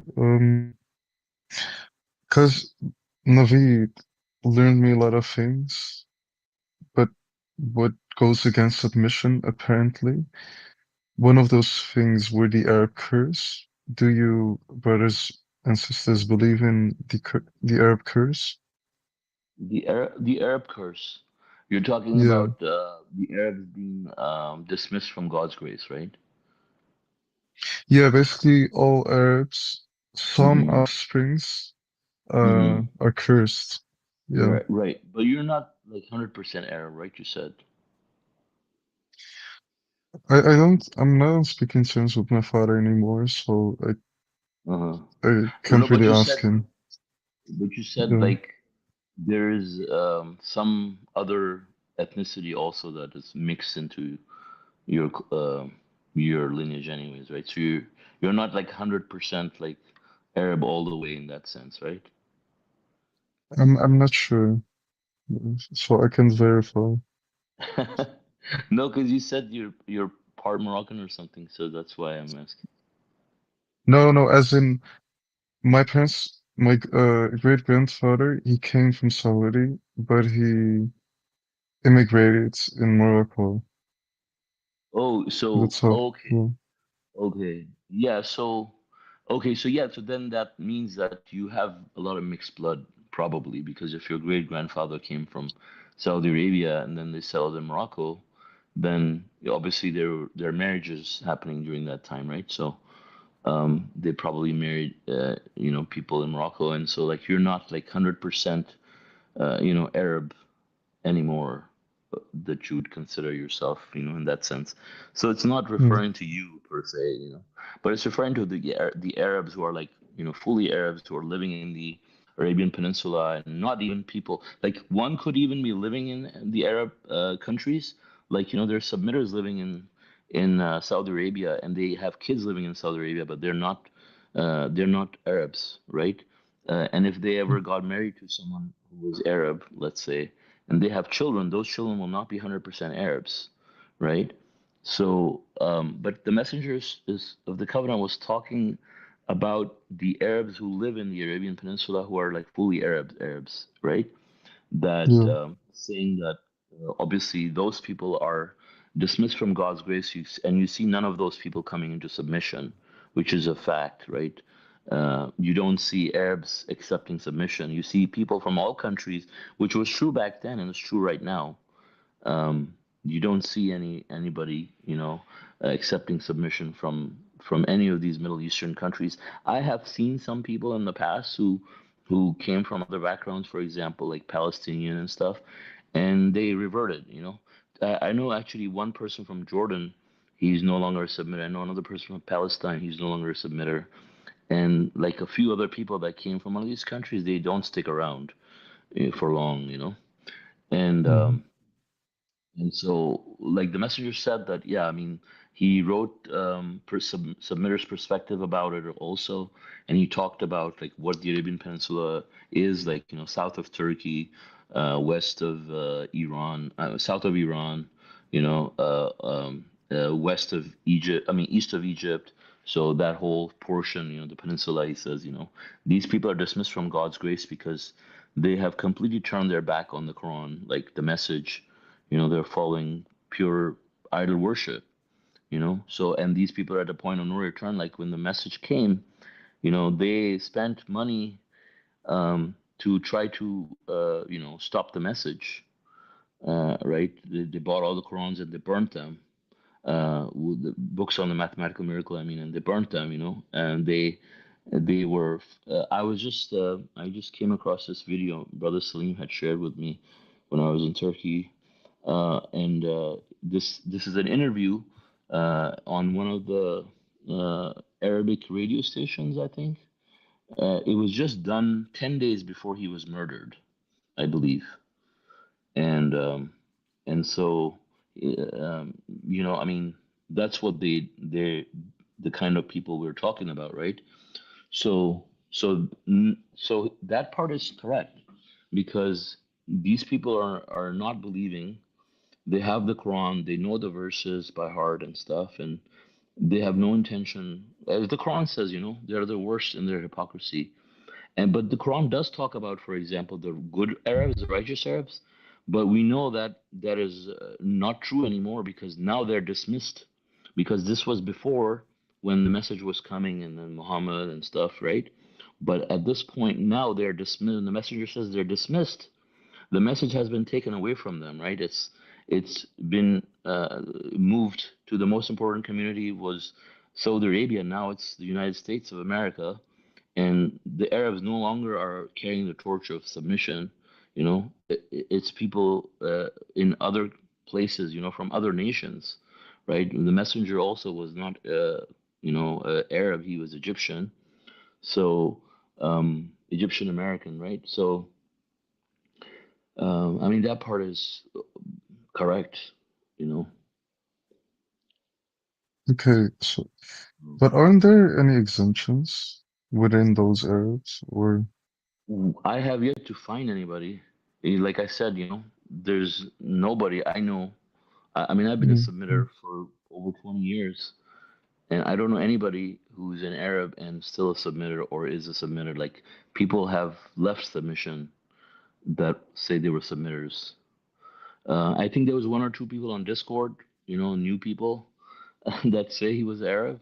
Um, I spoke with him, but I believe the messenger. You know, like obviously we know what the messenger is.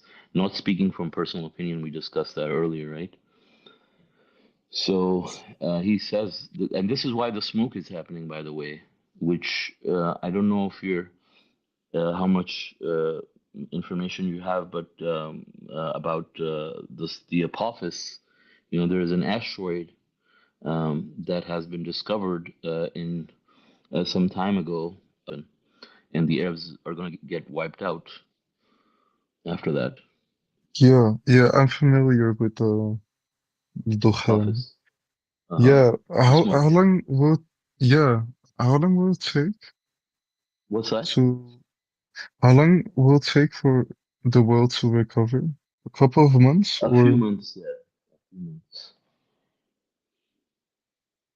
like No, less than I half think a year? the retribution lasts for a couple months, right? Like the punishment, it's gonna be as far as the recovery, I guess you could say, yeah, it's gonna you will start recovering after a couple months. Yeah, but I Uh, mean, I think he's referring to like the actual darkness, the oh of the smoke. yeah, just a couple months. But that But a what is lot it? can happen in that time. You know, like plants will die, people, Yeah. the shelves will be empty. People are going to be panicking. There's not going to be, you know, any toilet paper like we saw in COVID. And people are going to empty, uh, like the food. There was something I shared. I still don't think anybody watched it because to kind of lightly paraphrase, but the tree rings they found in a certain part in this year was were indicated that it was a winter for a fact, and they're like, huh. So they actually tested tree rings in all parts of the world, and they all were telling the same story. They're basically referred to as the silent witnesses. Trees are actually called silent witnesses because these trees live for very long time, and they can get the wood too, and they can date the wood and all that, so they know and they made and it too. It was a lengthy process too, but what they found is that the sun and you know basically the earth there was a winter. It was not like an ice age, but it was very cold and so much vegetation died and they look back to the reports in China, you know, like the Book of Kings. It's an ancient book in China of history, and then other reports all around the same time. And what they ended up finding, it was basically a worldwide catastrophe. It was in 536, I think, that or 535, where the sun was blotted out and it was due. They actually thought the scientists were suspecting an asteroid. They traveled to both ends of the pole, and even found the stuff trapped in ice, which was in the air, suspended, and it further confirmed if it was iron, I think maybe some type of if it was a sulfur, it was from a massive unprecedented volcanic eruption, which ended up being it. If it contained, I think something else. I forget the type of textile or chemical or whatever. It would have been an asteroid. So that basically gave them a clue, and then they ended up tracing back the origin to the volcanic eruption that happened, I think, eat. That's what wiped out a lot of people. It was very bad for and it lasted about a year, Mhm. like the entire. But from what we know, this is going to last a couple months. But if you look at the similarities, pretty much directly in line, exact everything the way the messenger explained it. Right. It's going to be the same thing. Like this asteroid is, it's not just going to be some walk in the park like, and it's not going to be an Earth-ending asteroid. Like Apophis fits the ticket. Also, it was discovered in Tucson. What do you go figure? Jet propulsion, I like to call it, the big and Australia, these Chile, they all missed it. You know, and this is further, I think, is miraculous. Also, it was discovered on June 19th. And then also, Brother Suleiman just shared two links in the chat. So, and then there are the mathematical signs for Apophis, and then Friday the 13th, and then it's based off of the Egyptian god. Like the story is Egyptian. You know, the messenger was Egyptian, and the story behind it is the, you know, the pagan god that I think it comes and eats the sun or something. It has to do with the sun. I mean, you go like you start seeing like these things line up, and then most importantly, I think is the mathematical signs based on the number nine. The same Mhm. system that the Quran is based off of 19, and it's overwhelming. And also the time, you know, the time period also matches up like these unprecedented events in the world happening in the United States and globally. I was just actually talking. It's not just us. Like I was just talking to a coworker yesterday, who's you know not a submitter, but he's very well like grounded and you know and like he's seeing the same crazy things, brother Suleiman. I'll maybe tell you Mhm. more, but he was like Mhm. formerly for you know so, but he's seeing like these crazy unprecedented things happen in the United States, and then like it's a sigh of relief. Like okay, like he's so anyway, that too, and we can see that such a global event, like all the I guess pieces of the not puzzle, but I think the writing on the wall, I should say, is becoming very clear, and then plus the timeline with from when the messenger, you know, it's within that 50 years. It's a little under 50. So this is um, yeah, I mean, it's very it's something, you know. Yeah, I'm looking at it now. But how long do you think the aftermath is gonna be? Like less than half a year or longer? So the article where the messenger of God damaged in some way, and it may take people longer, but the smoke itself. Let's talk about the smoke itself, right? So according to the messenger, the smoke itself will only be there for a few months, right? But that obviously the destruction caused from it, like other things, Yeah, you I know, think that will the be after, shifted, right? Yeah, right? I yeah. did run a deep research, and it could be. I think it's going to be like economically, the financial systems, and just kind of getting things back to normal is gonna, I think, Mm-hmm. be several months. But like Mm-hmm. as far as the smoking and the suffering and the Mm-hmm. you know, it's just only going to be a couple months, and then things will start to Mm-hmm. normalize after those few months. But as far as like, I guess the question, if you're asking when like after the few months when it starts to normalize, when it's like normal like it is, I guess I was gonna say like right now, but but like I guess what I said, I should actually say normalize, like where it starts to become a new a place or a rebirth. That Yeah, could be several months, maybe maybe like a I think year. maybe several months after the actual like smoke dissipates. That's what I'm, I guess, anticipating. But at least people will still. It's like the recovery process, you know. Like you know, you have an injury to your arm, and then you know the pain is for a few weeks, but like you're fully back 100%, or maybe even stronger after like a couple months. So maybe I that wasn't a good yeah, example, but I got that, but how will God take care of us when we're in this carnage? As How will in, God take care of this? Um. yeah, yeah, like our needs. I mean, Mm-hmm. sustenance, food, Mm-hmm. water. that's a good question. Yeah, brother John has done a lot of work on that, getting prepared, and he's I just already John has already ordered food and everything, guys. yeah.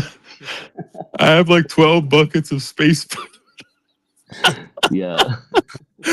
I was Are you laughing waiting the other for? day, brother, when you called it space food. I was actually walking Yeah, are you somewhere waiting the for? other day. I was like on location for work, and I was thinking, and I was like space food. I was just, but no, it's better than that. It's I do have like some other like Uh-huh. these now this stuff you would probably like I kind of regret buying. It was cheap, but like these bricks of food, it's very hard, but it's very space efficient. But no, the stuff I got it is pretty.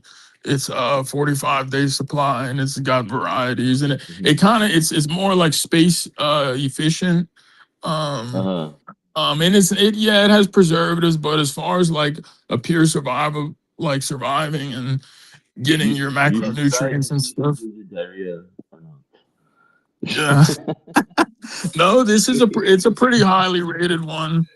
Think about Uh, it. 30 to your 10 policy, so only so you can't yeah, try that when the smoke hits. I'm just right. kidding. No, it's pretty Yeah. highly rated, but even after, I mean, like Hmm. people, I mean, who knows what's gonna happen to the stock market? I thought about looking at Hmm. stocks beforehand. Like I think I talked about this a year ago, Hmm. but honestly, I've Hmm. kind of drifted away Hmm. from that because of how much Hmm. corruption, and I think the Hmm. entire Ponzi scheme is gonna collapse. So, but yeah, the food. I mean, I think people are gonna actually. You could probably Hmm. definitely trade it at the time for maybe something, or if you're doing bartering. Yeah. But really, it's good to have it extra for Hmm. other Hmm. brothers and sisters, submitters, and Hmm. um, but Yeah. So I guess. Yeah. So I guess to answer the question, brother Ashraf, like, would there be few things, right? Like you have food, you have air. So like people will probably need masks. Also, in addition to like mhm, non-perishable food items and stuff. Like also being in places where they have proper insulation so that the bad air mhm, doesn't come in, the smoke and the pollutants, and then also a way to keep warm and stuff because it will be April, right? But the sun Mm. will be obscured for 3 months. I mean, it's like winter, harsh winter, you can imagine. So um having three or 4 months of darkness, of nighttime, so it's going to be really cold. So people need to prepare. But obviously, these will be people who actually believe it, right? Who actually believe, not only who believe in the smoke, but who actually believe that it's coming in 2029, which uh, we probably don't know anybody besides the people here in the study on our group who actually are considering this being a real possibility, right? But I think for people that God wants to save, like they will have some heads up for them to be able to be ready for something like that in order to be able to survive.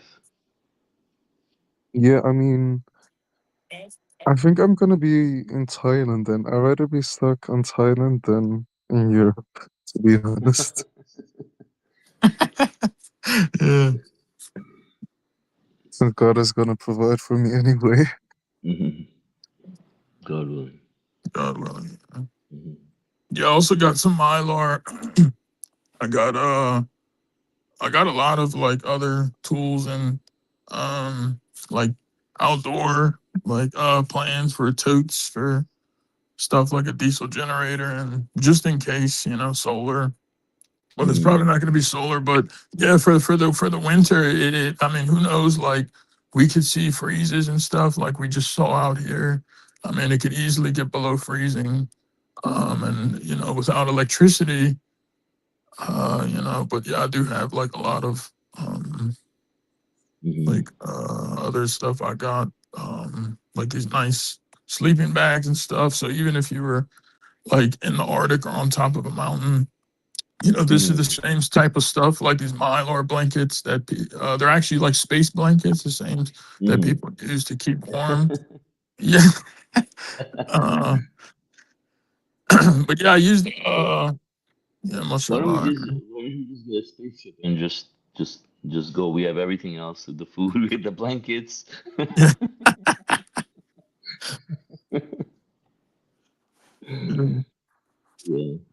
Yeah, but I So think like it's good to like how Noah was basically Mm-hmm. and the people who Mm-hmm. believed with him they were saved.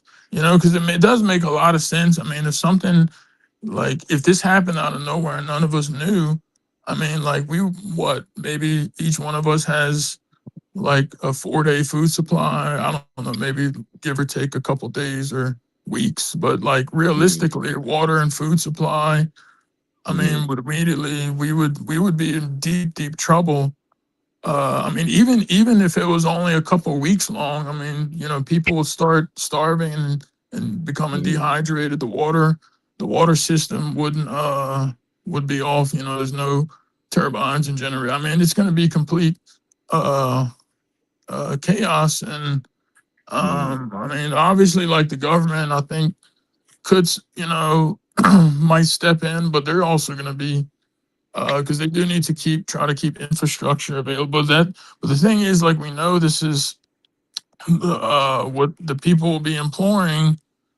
Relieve this retribution for us. Like this is what does it say? It's a major prophecy. So this is Mm-hmm. something that the entire world, the entire earth, like everybody on earth is going to witness. Um, so if like we thought maybe we got a little hint kind of COVID, like how crazy that was, but really this isn't even gonna I think be on the same scale yeah, or it, measurement it of how severe Mm-hmm. this is gonna be. Mm-hmm. But it can be very easy at the same time. Like it's not like as long as you believe and you prepare, make some, and it's not even like you have to make you just make little preparations here and there and get things here and there that you need, and then Mm-hmm. God willing, he'll make things easy. But the time will come by quick, because it's already I think been over a year. Mm-hmm. Uh, so we're only about three years. What is that right? So Mm-hmm. 3 years. Yeah. Yeah. Yeah. Yeah. Exactly. 3 years. Yeah. So I mean, like next thing you Mm-hmm. know, it'll be 2 years and then a year, and Yeah. man, it's gonna Still, be it's a pretty. long time. It's still, yeah, it is still, and it's a good enough, it's a sufficient amount of time for us to, Mm-hmm. Prepare. plan and prepare Mm-hmm. and Yeah. maybe get new ideas and stuff and keep Mm-hmm. uh, and also strive, like before before the Exactly. victory, Yeah. that's something we can do, and it doesn't just have to be with money. I think with our time, I was thinking Uh-huh. about this the other day, uh, like with my time, I need to. Mm-hmm. That's why I wrote in my to-do list for the Mm-hmm. audios. Mm-hmm. Like Brother Suleiman and the application and so many other things. Mm-hmm. These are Yeah, I think. all things. Mm-hmm. Hmm. Yeah, I think once we stop the stream, then God willing, I want to talk a bit more about the transcription stuff, and uh, God Yeah. willing, we can talk about it after. We can talk about it Mhm. afterwards. Okay, inshallah. Yeah. Mhm. I need to go soon. Oh, Oh yeah, oh, yeah. you We're know. so we're kind of no, no, we're kind of at the point where I think we normally end the study.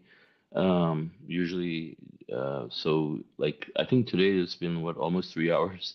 Well, usually it's like not we don't go more than like 2 hours or 2.5 hours. So I guess if there's no other comments or questions from anyone, God willing, we can end the study. Thank you, Brother John, for leading the study. God willing, our next English Quran study would be on Tuesday, not Wednesday. So it's going to be Tuesday at 1 p.m. Pacific time. God bless you all. Assalamu alaikum. God bless. God bless.